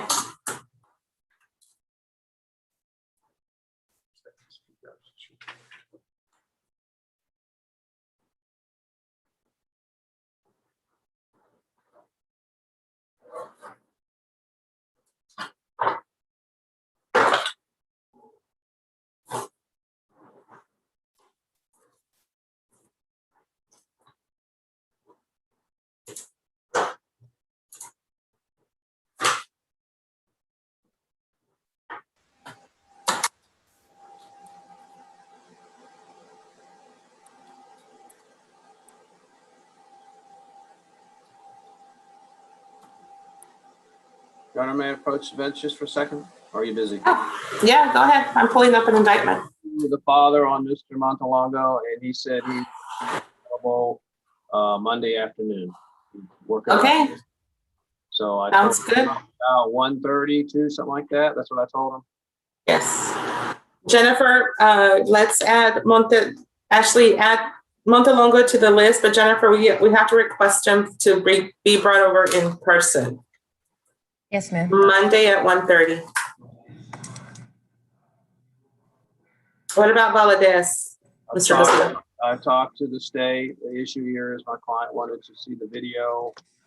My schedule last week was really busy, and this week I've been available, but he hasn't scheduled anything. So what the court wants to do.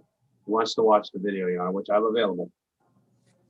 Let's bring him over Monday afternoon as well. Might as well. I can bring it to court and he can watch it there too. That's fine with me. He should be on Monday at 1:30. Just bring it on my little laptop and he can watch it there. Bring your laptop just in case we're using the Zoom with the unit, but if we're not using that, you can use it. I don't mind. I usually carry it with me anyhow, it's a smaller one, and I can plug it in and out. I let clients, that's what I bring it to court all the time on. Okay, so Valadez. See on there? Valadez and Montalongo for 1:30 Monday in person. Thank you. You get that, Mr. Valdez? Yes. I want to make sure you're understood. You understand? Yes, sir. Court Monday. Monday at what time? 1:30. Okay, I'll be there. Okay. Thank you. Thank you. Okay, Your Honor. Then I'll see you on Monday then. Okay, thank you. So we'll do John Fox with Mr. Nino. And then I have Alexis Woods as a plea as well. And I have Christopher Wolf as a plea. And then Mr. Van Cleves, MTR. Those are the 4 matters I have left. And Ms. Raquel Curtin, I'm sorry, you're going to have to keep waiting. I'll see if I can get to you right after this plea.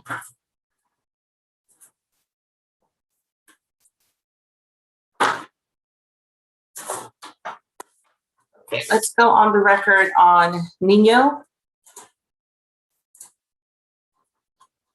This is cause number 2020 CR 8970, the state of Texas versus Ruben Nino. Attorneys, please make your announcements for the record. Yes, Your Honor. Luis Echeverria for the state of Texas. And John Fox for Ruben Nino, Your Honor. Okay, Mr. Nino is appearing by video conference from his attorney's office. Go ahead and tell me your full name, sir. Ruben D. Nino. Mr. Nino, on the screen, I have the true bill of indictment that was filed in your case. It alleges the offense of driving while intoxicated, 3rd or more offense. Are we proceeding as charged? No, Your Honor.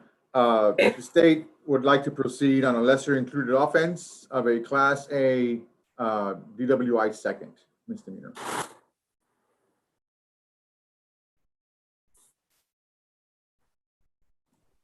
Mr. Nino, a Class A misdemeanor is punishable by up to 12 months confinement in the Bexar County Jail and also a possible fine of up to $4,000. Do you understand the range of punishment that applies to a Class A misdemeanor? Yes, Your Honor. You have the right to a jury trial on this case. You have the right to cross-examine all the witnesses against you. You have the right to remain silent. Those are your constitutional rights. Do you understand those? Yes, Your Honor.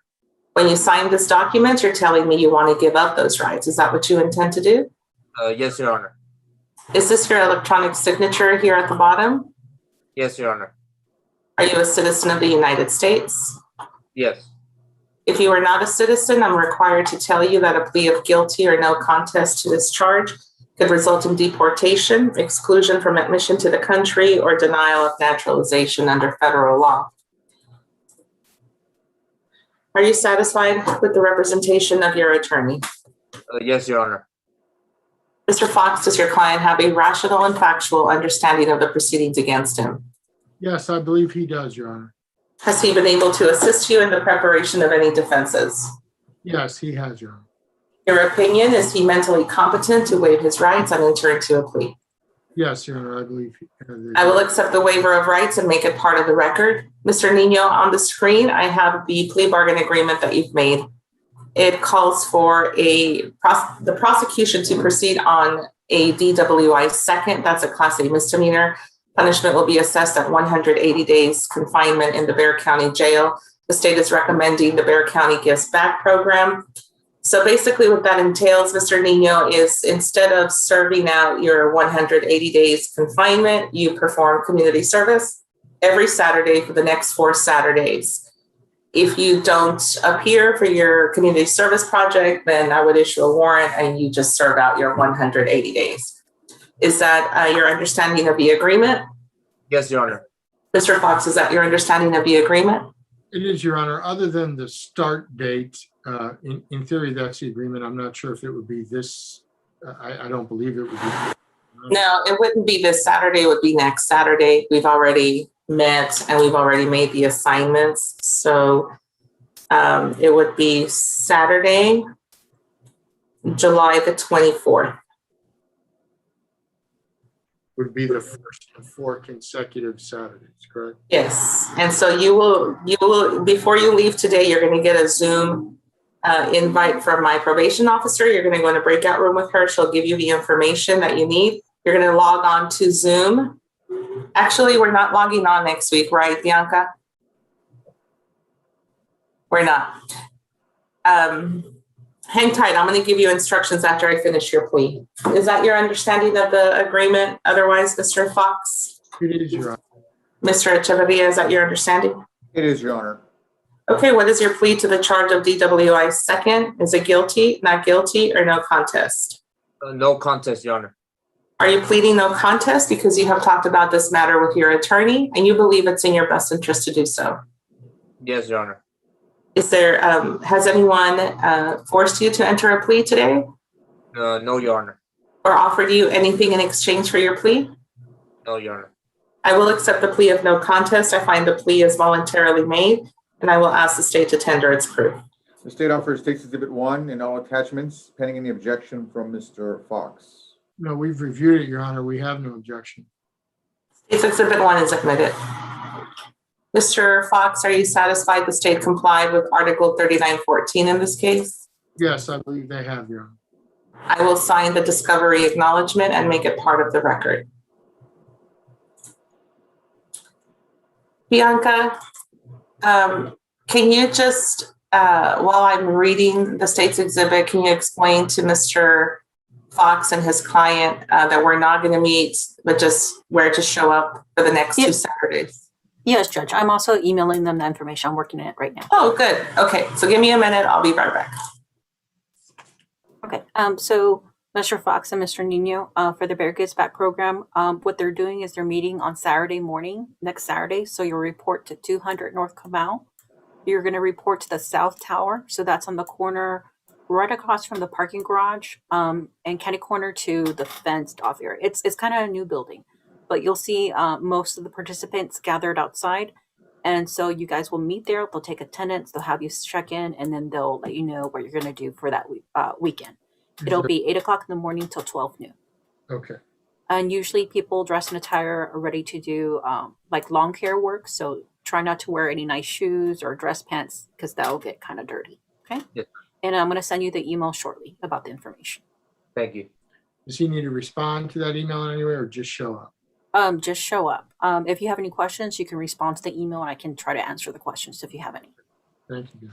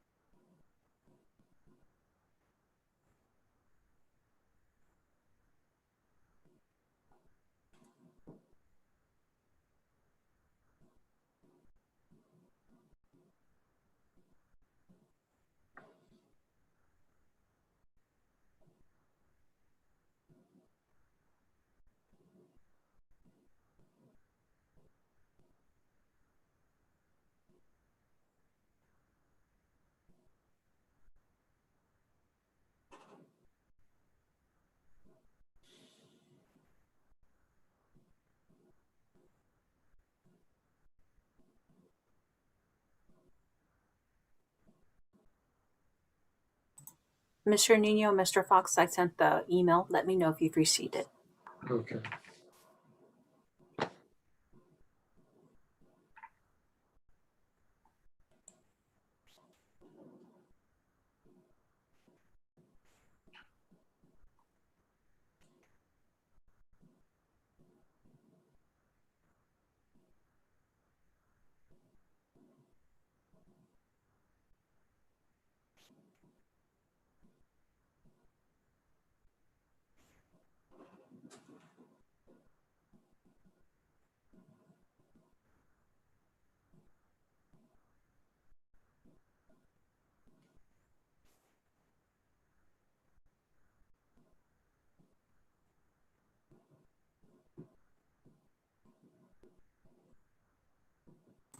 If it's not in the main folder, sometimes it'll go to junk mail. Mr. Fox, does your client live in Bear County? Yes, he does, Your Honor. He has been temporarily, he was living in the valley, but he's back in Bear. Okay, so it won't be a problem for him to be here Saturdays at 8 a.m.? No, Your Honor. No, Your Honor, that's fine. All right. Okay, let's go back on the record. I do find the evidence is sufficient to substantiate your guilt. I will find you guilty of the offense of driving while intoxicated. Second offense, that's a class A misdemeanor. I will sentence you to 180 days confinement in the Bear County Jail. I will suspend the imposition of the sentence and instead give you an opportunity to serve on the Bear County Gives Back program. This is a plea bargain case, Mr. Nino. I did follow your plea bargain agreement. What that means is you do not have a right to appeal. Do you understand? Yes, Your Honor. Okay, if you understand your instructions, there's no need for you to meet with probation. Just show up at the South Tower as instructed on the 24th. Okay, and you'll see there's like other people there, and then the sheriff's office has the crew with all of the equipment for the lawn care and stuff like that in a big truck. They pull up in the corner. It's very obvious. It's, you know, you'll be there, and they'll have a roster of everybody that's supposed to be there. So make sure you sign in. Okay. Yes, Your Honor. Thank you. All right. Thank you. We'll talk to you soon. Thank you, John. Thank you for your patience. No problem, Judge. Thank you. Ms. Gonzalez, I haven't received it yet, but if for some reason it doesn't come through, I'll email you from the earlier thing you sent me. Okay, I'll try sending it again. Okay, thank you.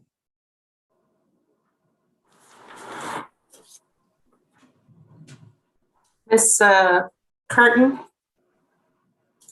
I'm gonna put you in room 1. I need you to go in there, please. Okay.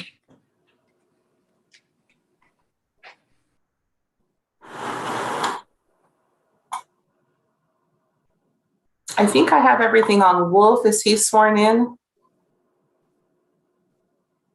It's an MTR, Judge. Oh, okay.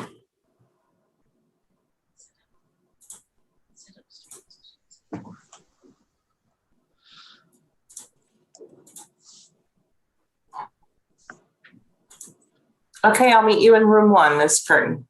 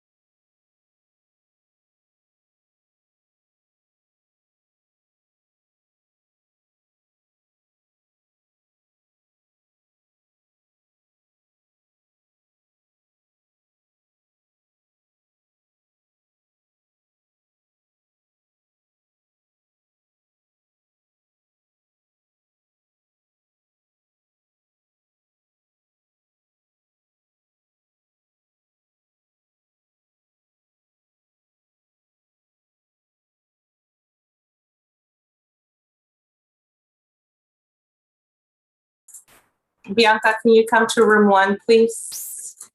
Yeah, sure. Where are you? I'm in room 11. Oh, no wonder. Okay. All right, number 1.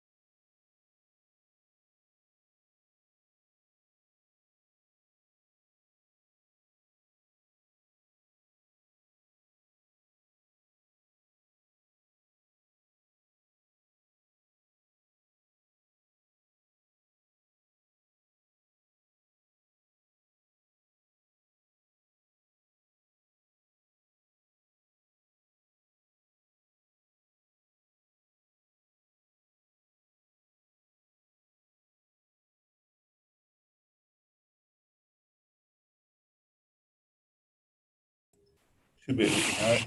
Should be. They talking to you?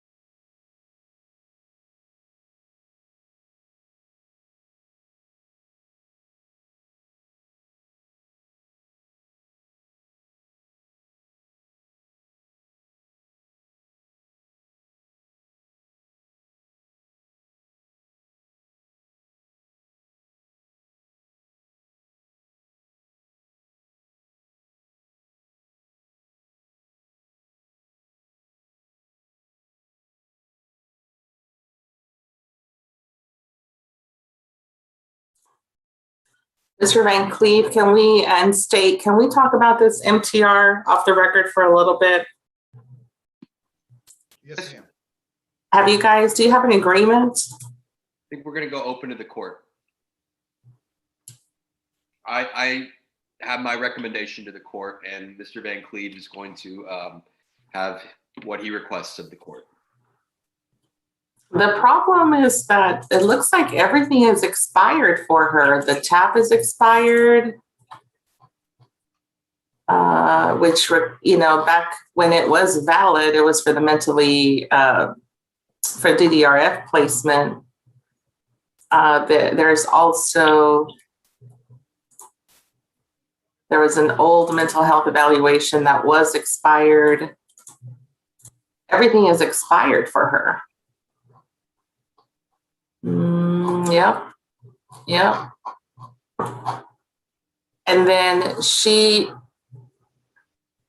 missed Bianca, can you help me out here? Did she miss her appointments with the Center for Healthcare Services? Let me look into it, Judge. On Miss Jones, correct? Mm-hmm. She was receiving some sort of services. Miss Jones, I need you to unmute yourself.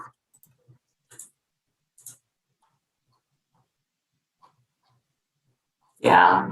Miss Jones, did you ever go to Mayoff? No, ma'am. Why?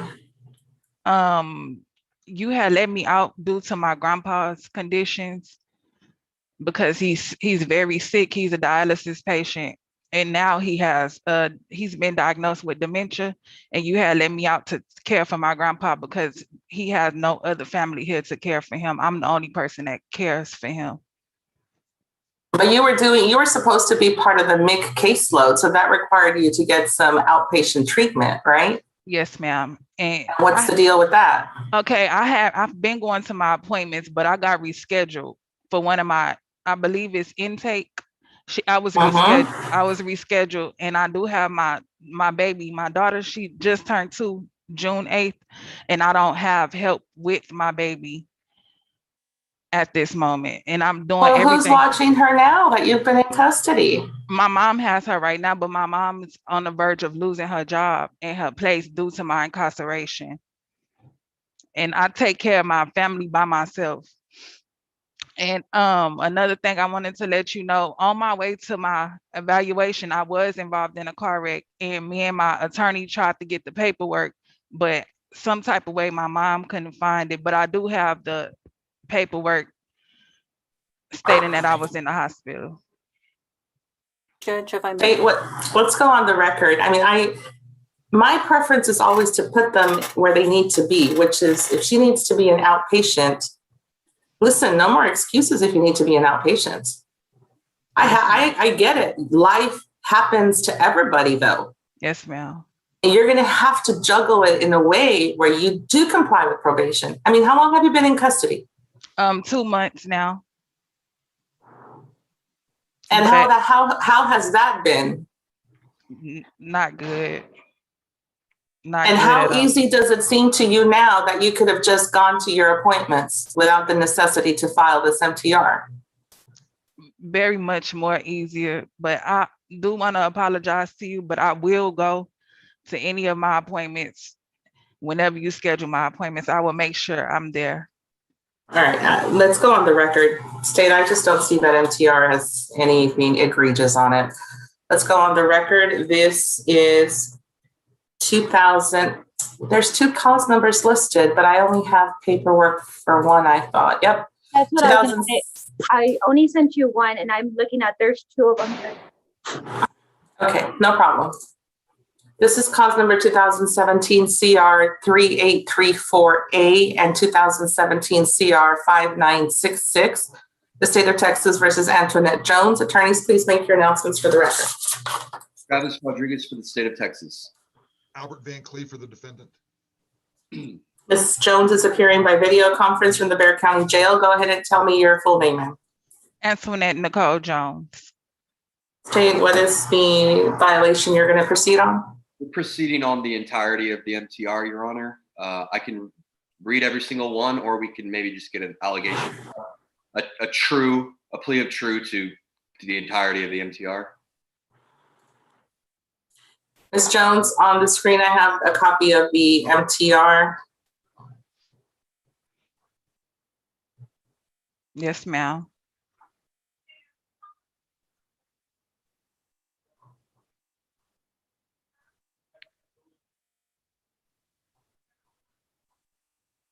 Have you gone over it with your attorney? Yes, ma'am. All right. Is it Mr. Van Cleve, is it your intent to enter a plea of true to the entirety of the MTR? Yes, Your Honor, she intends to do that. And that's for both cause numbers? Yes, Your Honor. Okay. I will enter pleas of truth to all the violations listed in the MTR.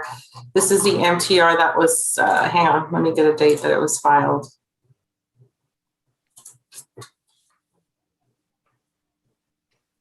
I've got April 14th, 2021, Judge.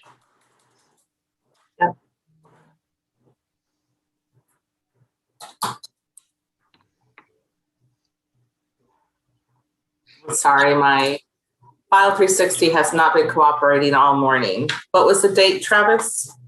April 14th, 2021. Both of them for both cost numbers were filed on that date? I'm looking at 5966, and I don't know the other one, Your Honor. I don't have any reason to believe that it was filed on a different date, however. Okay. Judge, they were filed both on the same date. Thank you.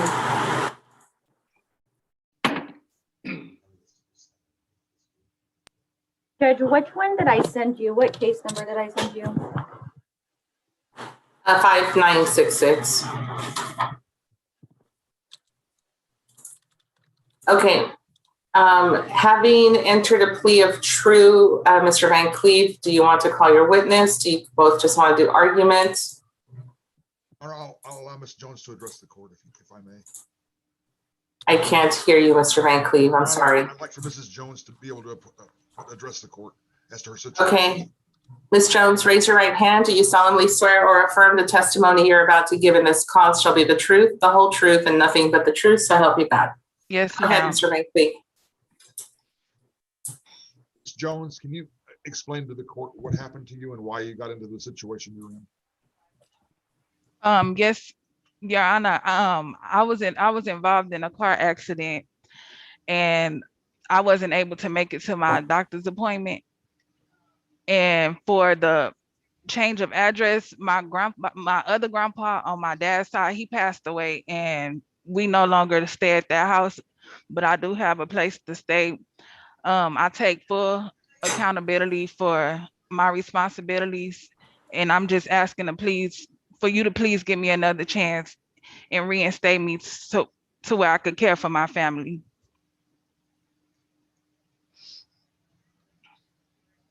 Ms. Jones, you understand that you should have shown up to all the probation meetings you went to and that you just And failed to do for and various another reasons? thing, my phone, I report through Zoom, my phone did break to where the screen completely was dead, and I did not have the funds to purchase a new phone at that moment.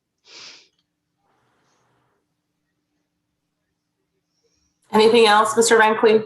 That's all, Your Honor. State, any questions? No questions, Your Honor. Ms. Jones, do you understand that there's other ways to report to your officer that don't require a phone? You can go in person. Yes, ma'am. I did call her as well. No, did you hear me? Yes, you ma'am. can go in person. Yes, ma'am. Not call her. You can go in person. The Yes, bottom ma'am. line with probation is that we give you these things to do because those are the conditions that we all agreed at the beginning are the right conditions. And then if you don't do them and we don't hear from you and you move around and we don't know where you're at, we have to file the MTR. Yes, ma'am. So I hope that these 2 months have served as a lesson to you that this has to be a priority in your life. Yes, ma'am.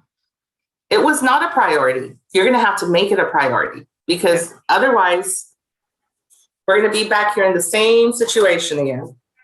Yes, ma'am, I will.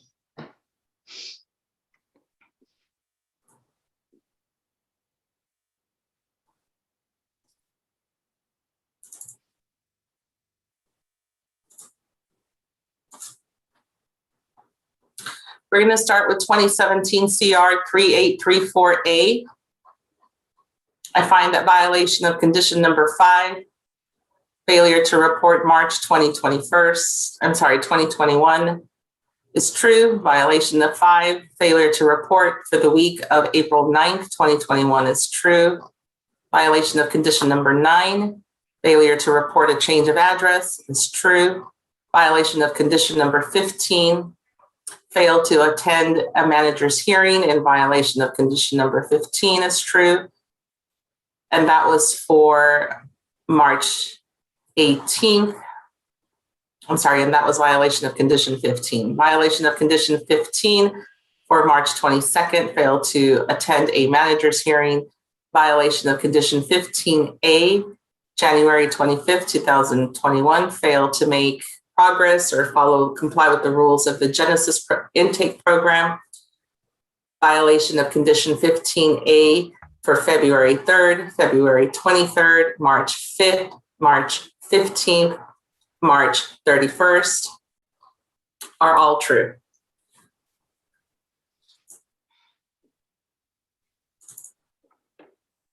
In 2017 CR 5966,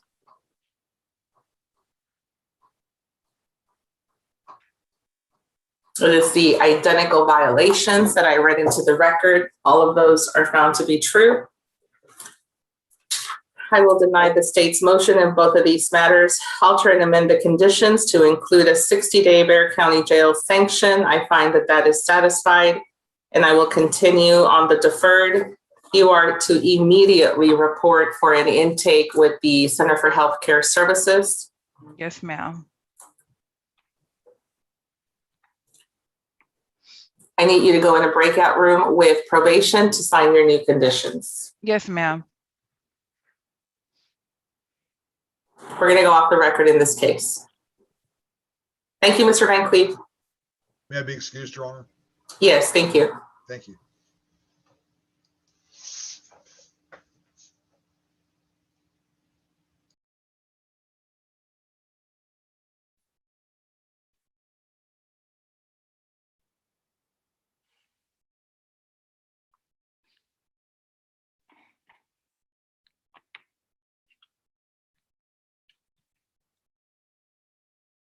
Saying to him, he really needs to go into some medical help.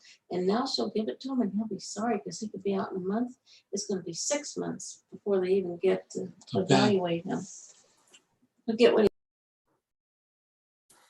I don't have any paperwork on Mr. Wolf. Is that an MTR? MTR, Judge. Yes. Okay. Leslie, you ready on it? Yes, Your Honor, we're ready.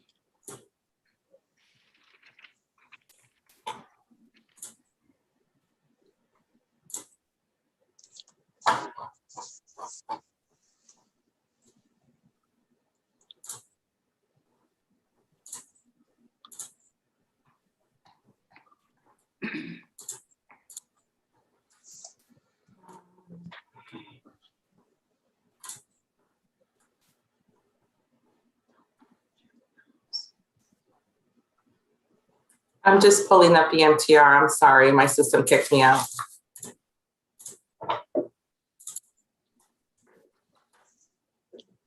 And then I have the plea ready on Woods. Are the attorneys ready on that? State's ready, Judge.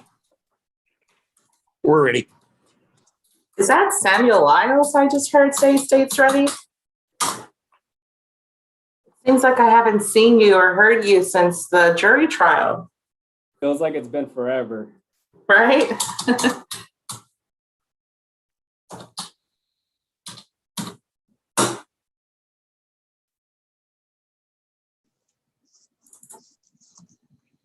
Do you have an agreement on Mr. Wolf? Yes, Your Honor. Our agreement is 1 year Bexar County Jail on the motion to revoke concurrent with the burglary of a motor vehicle in County Court 4 and taking into consideration the theft that's awaiting indictment. That's our agreement. Your Honor. Okay. I have the thefts. Yeah, I see the several of the number ones alleged. Okay, let's go on the record, please. Hang on,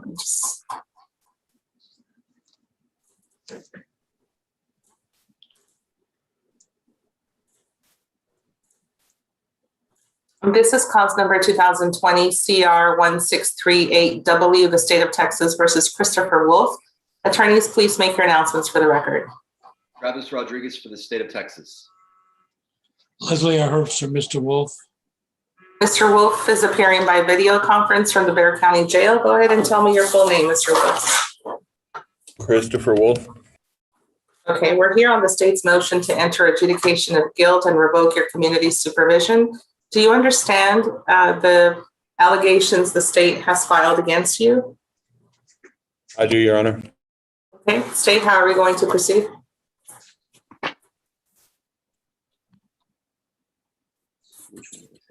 Your Honor, we're going to proceed on violation of condition number 1, specifically that on or about the 3rd day of December 2020 in Bexar County, Texas, the defendant, Christopher A. Wolf, committed the offense of burglary of vehicles in violation of condition number 1.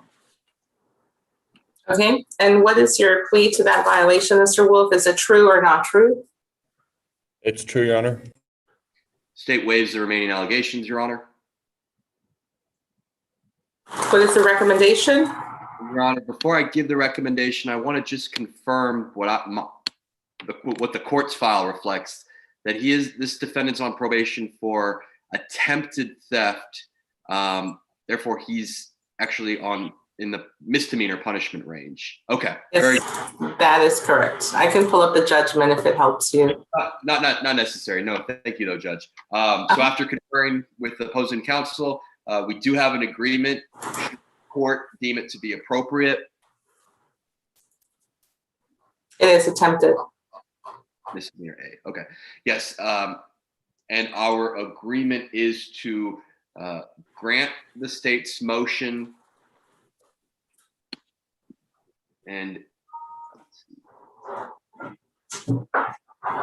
into adjudication, grant the state's motion, revoke this defendant from community supervision, enter an adjudication of guilt, and sentence him to 1 year in the Bexar County Jail. That sentence to run concurrent with cause number 651500. It is a burglary vehicle case pending in the County Court of Law No. 4. And as well, we have agreed to take into consideration and not pursue indictment on night mag number 594070. Is that your agreement, Mr. Herbst? Yes, it is, Your Honor. Mr. Wolf, is that your understanding of the agreement you made? It is, Your Honor. Okay. So having found that violation of condition number 1 is true, I will revoke your community supervision. I will proceed to enter adjudication of guilt. I find you guilty of the offense of attempted theft, $2,500 but less than $30,000. That's a Class A misdemeanor. I will assess punishment at 1 year confinement in the Bexar County Jail. You do get credit for the time you have been in custody on this case. Clerks, Valerie, where are we on the time? How much time does he have? 141. I'm sorry? 141.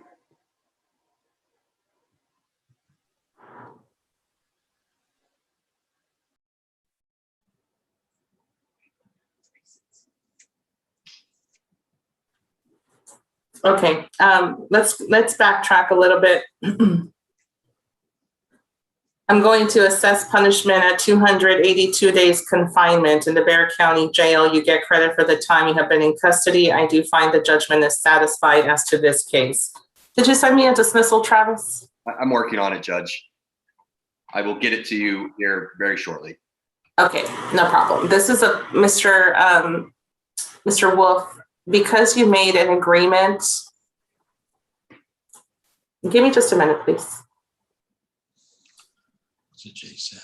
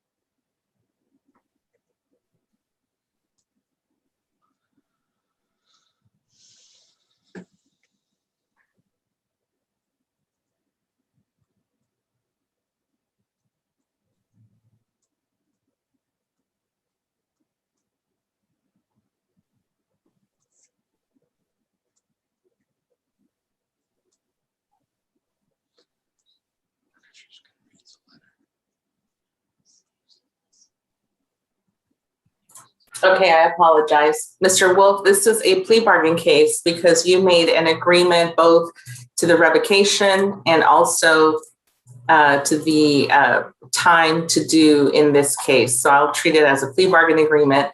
I did follow it, so you do not have a right to appeal. Do you understand? I do, Your Honor, and thank you. So once you take care of that misdemeanor, you should be released. So from my end, we are done with everything that you have pending with us. So, Your Honor, was this a JSAT plea? I did JSAT him, yes. Very good. Thank you, Your Honor. Okay, thank you. You're all excused.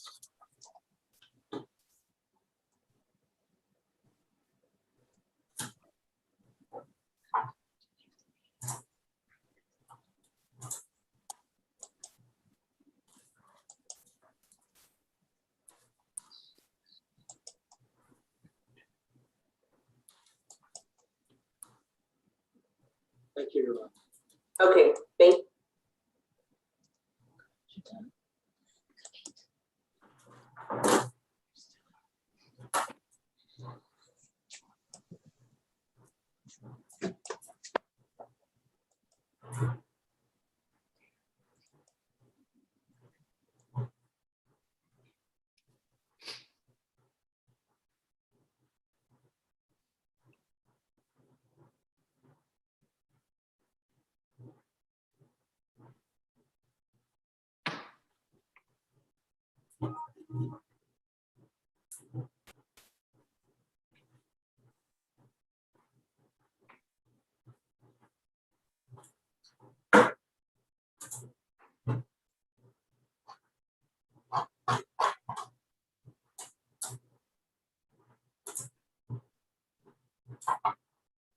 Is Louise still here? No, Judge, he had to step out. He's going to cover the jail docket this afternoon. Okay. He was supposed to send me a dismissal on the night mag. I still don't see it. I know he was having technical issues. And this is for the DWI. Hang on. No, not that one.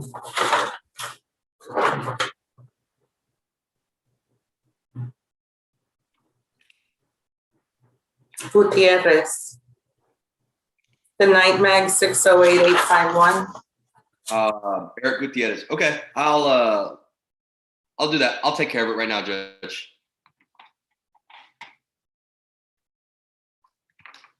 Yeah, I never got it. No problem. I'll fire it off here in a second. Okay, thank you. Your Honor, Yes, this is Les Herbst again. yes. Can we get a judgment satisfied on the misdemeanor as well? You have to go to misdemeanor court. I'm sorry.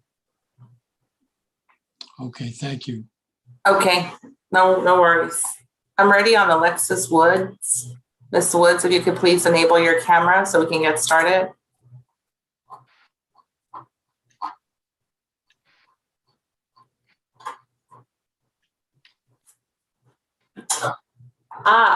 I actually know this case because I set it for a compliance hearing.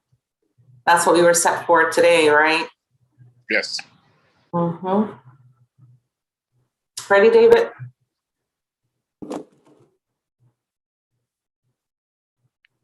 Did you do the transcript on Christopher Wolf, or was I just talking and nobody was taking the transcript?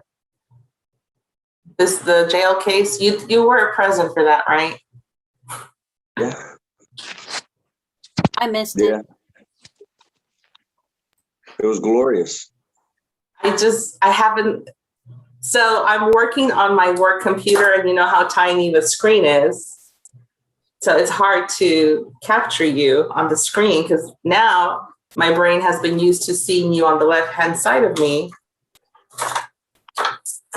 Even when you think I'm not there, I'm there. All right. Let's get ready to go on the record on Ms. Woods.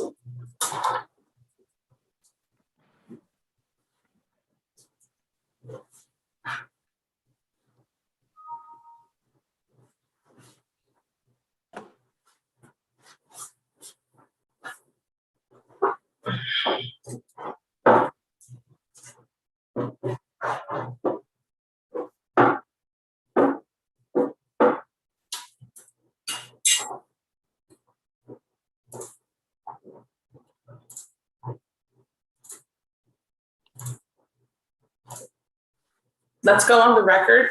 This is 2021 CR 4141, the state of Texas versus Alexis Woods. Attorneys, please make your announcements for the record. Samuel Lyles for the state, Your Honor. James Hunt for defense, ready. And Ms. Woods is appearing by video conference. Go ahead and state your full name, Ms. Woods. Alexis Ashley Woods. Okay, on the screen, I'm showing you the true bill of indictment that was filed in this case. Count 1 alleges the offense of assault of a family member, second offense. Count 2 alleges aggravated assault with a deadly weapon. State, how are we going to proceed? Your Honor, the state moves to waive and abandon count 2, which is aggravated assault with a deadly weapon, and proceed solely on count 1, assault family, second offense. No objection. Samuel, did you say proceeding on count 1? Yes, Judge, count 1. I don't know why I heard something else. Count 1 is a third-degree felony, Ms. Woods. It is punishable by confinement in the Texas Department of Criminal Justice, the Institutional Division, for any period from 2 to 10 years confinement. It also carries a possible fine of up to $10,000. Do you understand the range of punishment that applies? Yes, ma'am. You have the right to a jury trial. You have the right to cross-examine all the witnesses against you. And you have the right to remain silent. Those are your constitutional rights. Do you understand those? Yes, ma'am. When you sign the document that I have on the screen, you're telling me that you want to give up those rights. Is that what you intend to do? Yes, ma'am. Yes, ma'am. Is this your electronic signature I'm showing you? Yes, ma'am. Are you a citizen of the United States? Yes, ma'am. If you are not a citizen, I still have to tell you that a plea of guilty or no contest to this charge could result in deportation, exclusion from admission to the country, or denial of naturalization under federal law. Ms. Woods, are you satisfied with the representation of your attorney? Yes, ma'am. Mr. Hunt, does your client have a rational and factual understanding of the proceedings against her? Despite having some mental issues, I believe she does. Has she been able to assist you in the preparation of any defenses? She has. In your opinion, is she mentally competent to waive her rights and enter into a plea? Yes, Your Honor. I will accept the waiver and make it part of the record. Ms. Woods, on the screen, I have the plea bargain agreement that you made today. I'm going to go over it with you. And then I want you to tell me if that's what you understood was the plea bargain agreement, okay? Yes, ma'am. The agreement calls for the prosecution to proceed on count 1 only. There's a $1,000 fine. The state is recommending deferred adjudication for a period of 3 years. You have to complete the batterer's intervention prevention program. We're going to do a mental health evaluation. There's going to be an affirmative finding of family violence by agreement. There's a no contact order with Mark Lee. We're going to do a TAP evaluation and 150 hours of community service. Who is Mark Lee?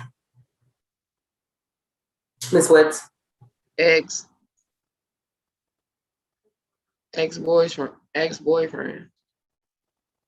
Okay. So do you understand that as soon as you get on probation today, there is a no contact order that's going to continue? Yes, ma'am. You can't have any contact with Mark Lee. Do you have any children together? No, ma'am. My baby is deceased. So there's no problem then, right? You can stay away from him? Yes, ma'am. Okay. Is that your understanding of the agreement, Ms. Woods? Yes, ma'am. Mr. Hunt, is that your understanding? It is, Your Honor. Hey, Mr. Lyles, is that your understanding? Yes, Your Honor. What is your plea to the charge of assault, family violence, second offense? Is it guilty, not guilty, or no contest? No contest. Ms. Woods? No. Are you pleading no contest? Are you pleading no contest because you have talked about this matter with your attorney and you understand and you believe that this is in your best interest? Yes, ma'am. Has anyone forced you to enter a plea today No, ma'am. or offered you anything in exchange for your plea? No, ma'am.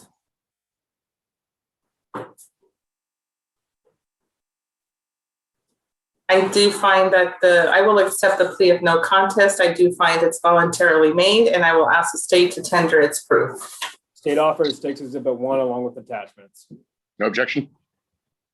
Stakes 1 is admitted. I did send the judgment over email because I got it after I completed the paperwork.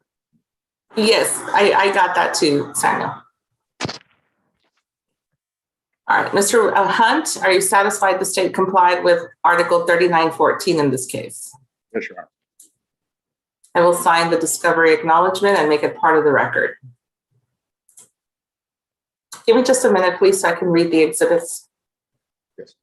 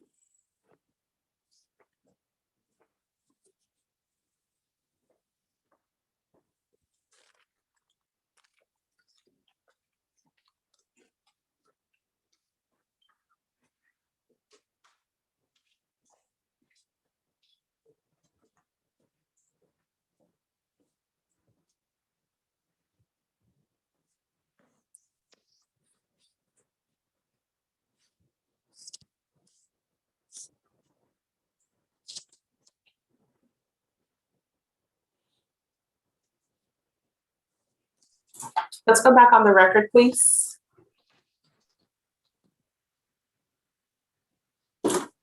I do find the evidence is sufficient to substantiate your guilt. I will make no other findings at this time.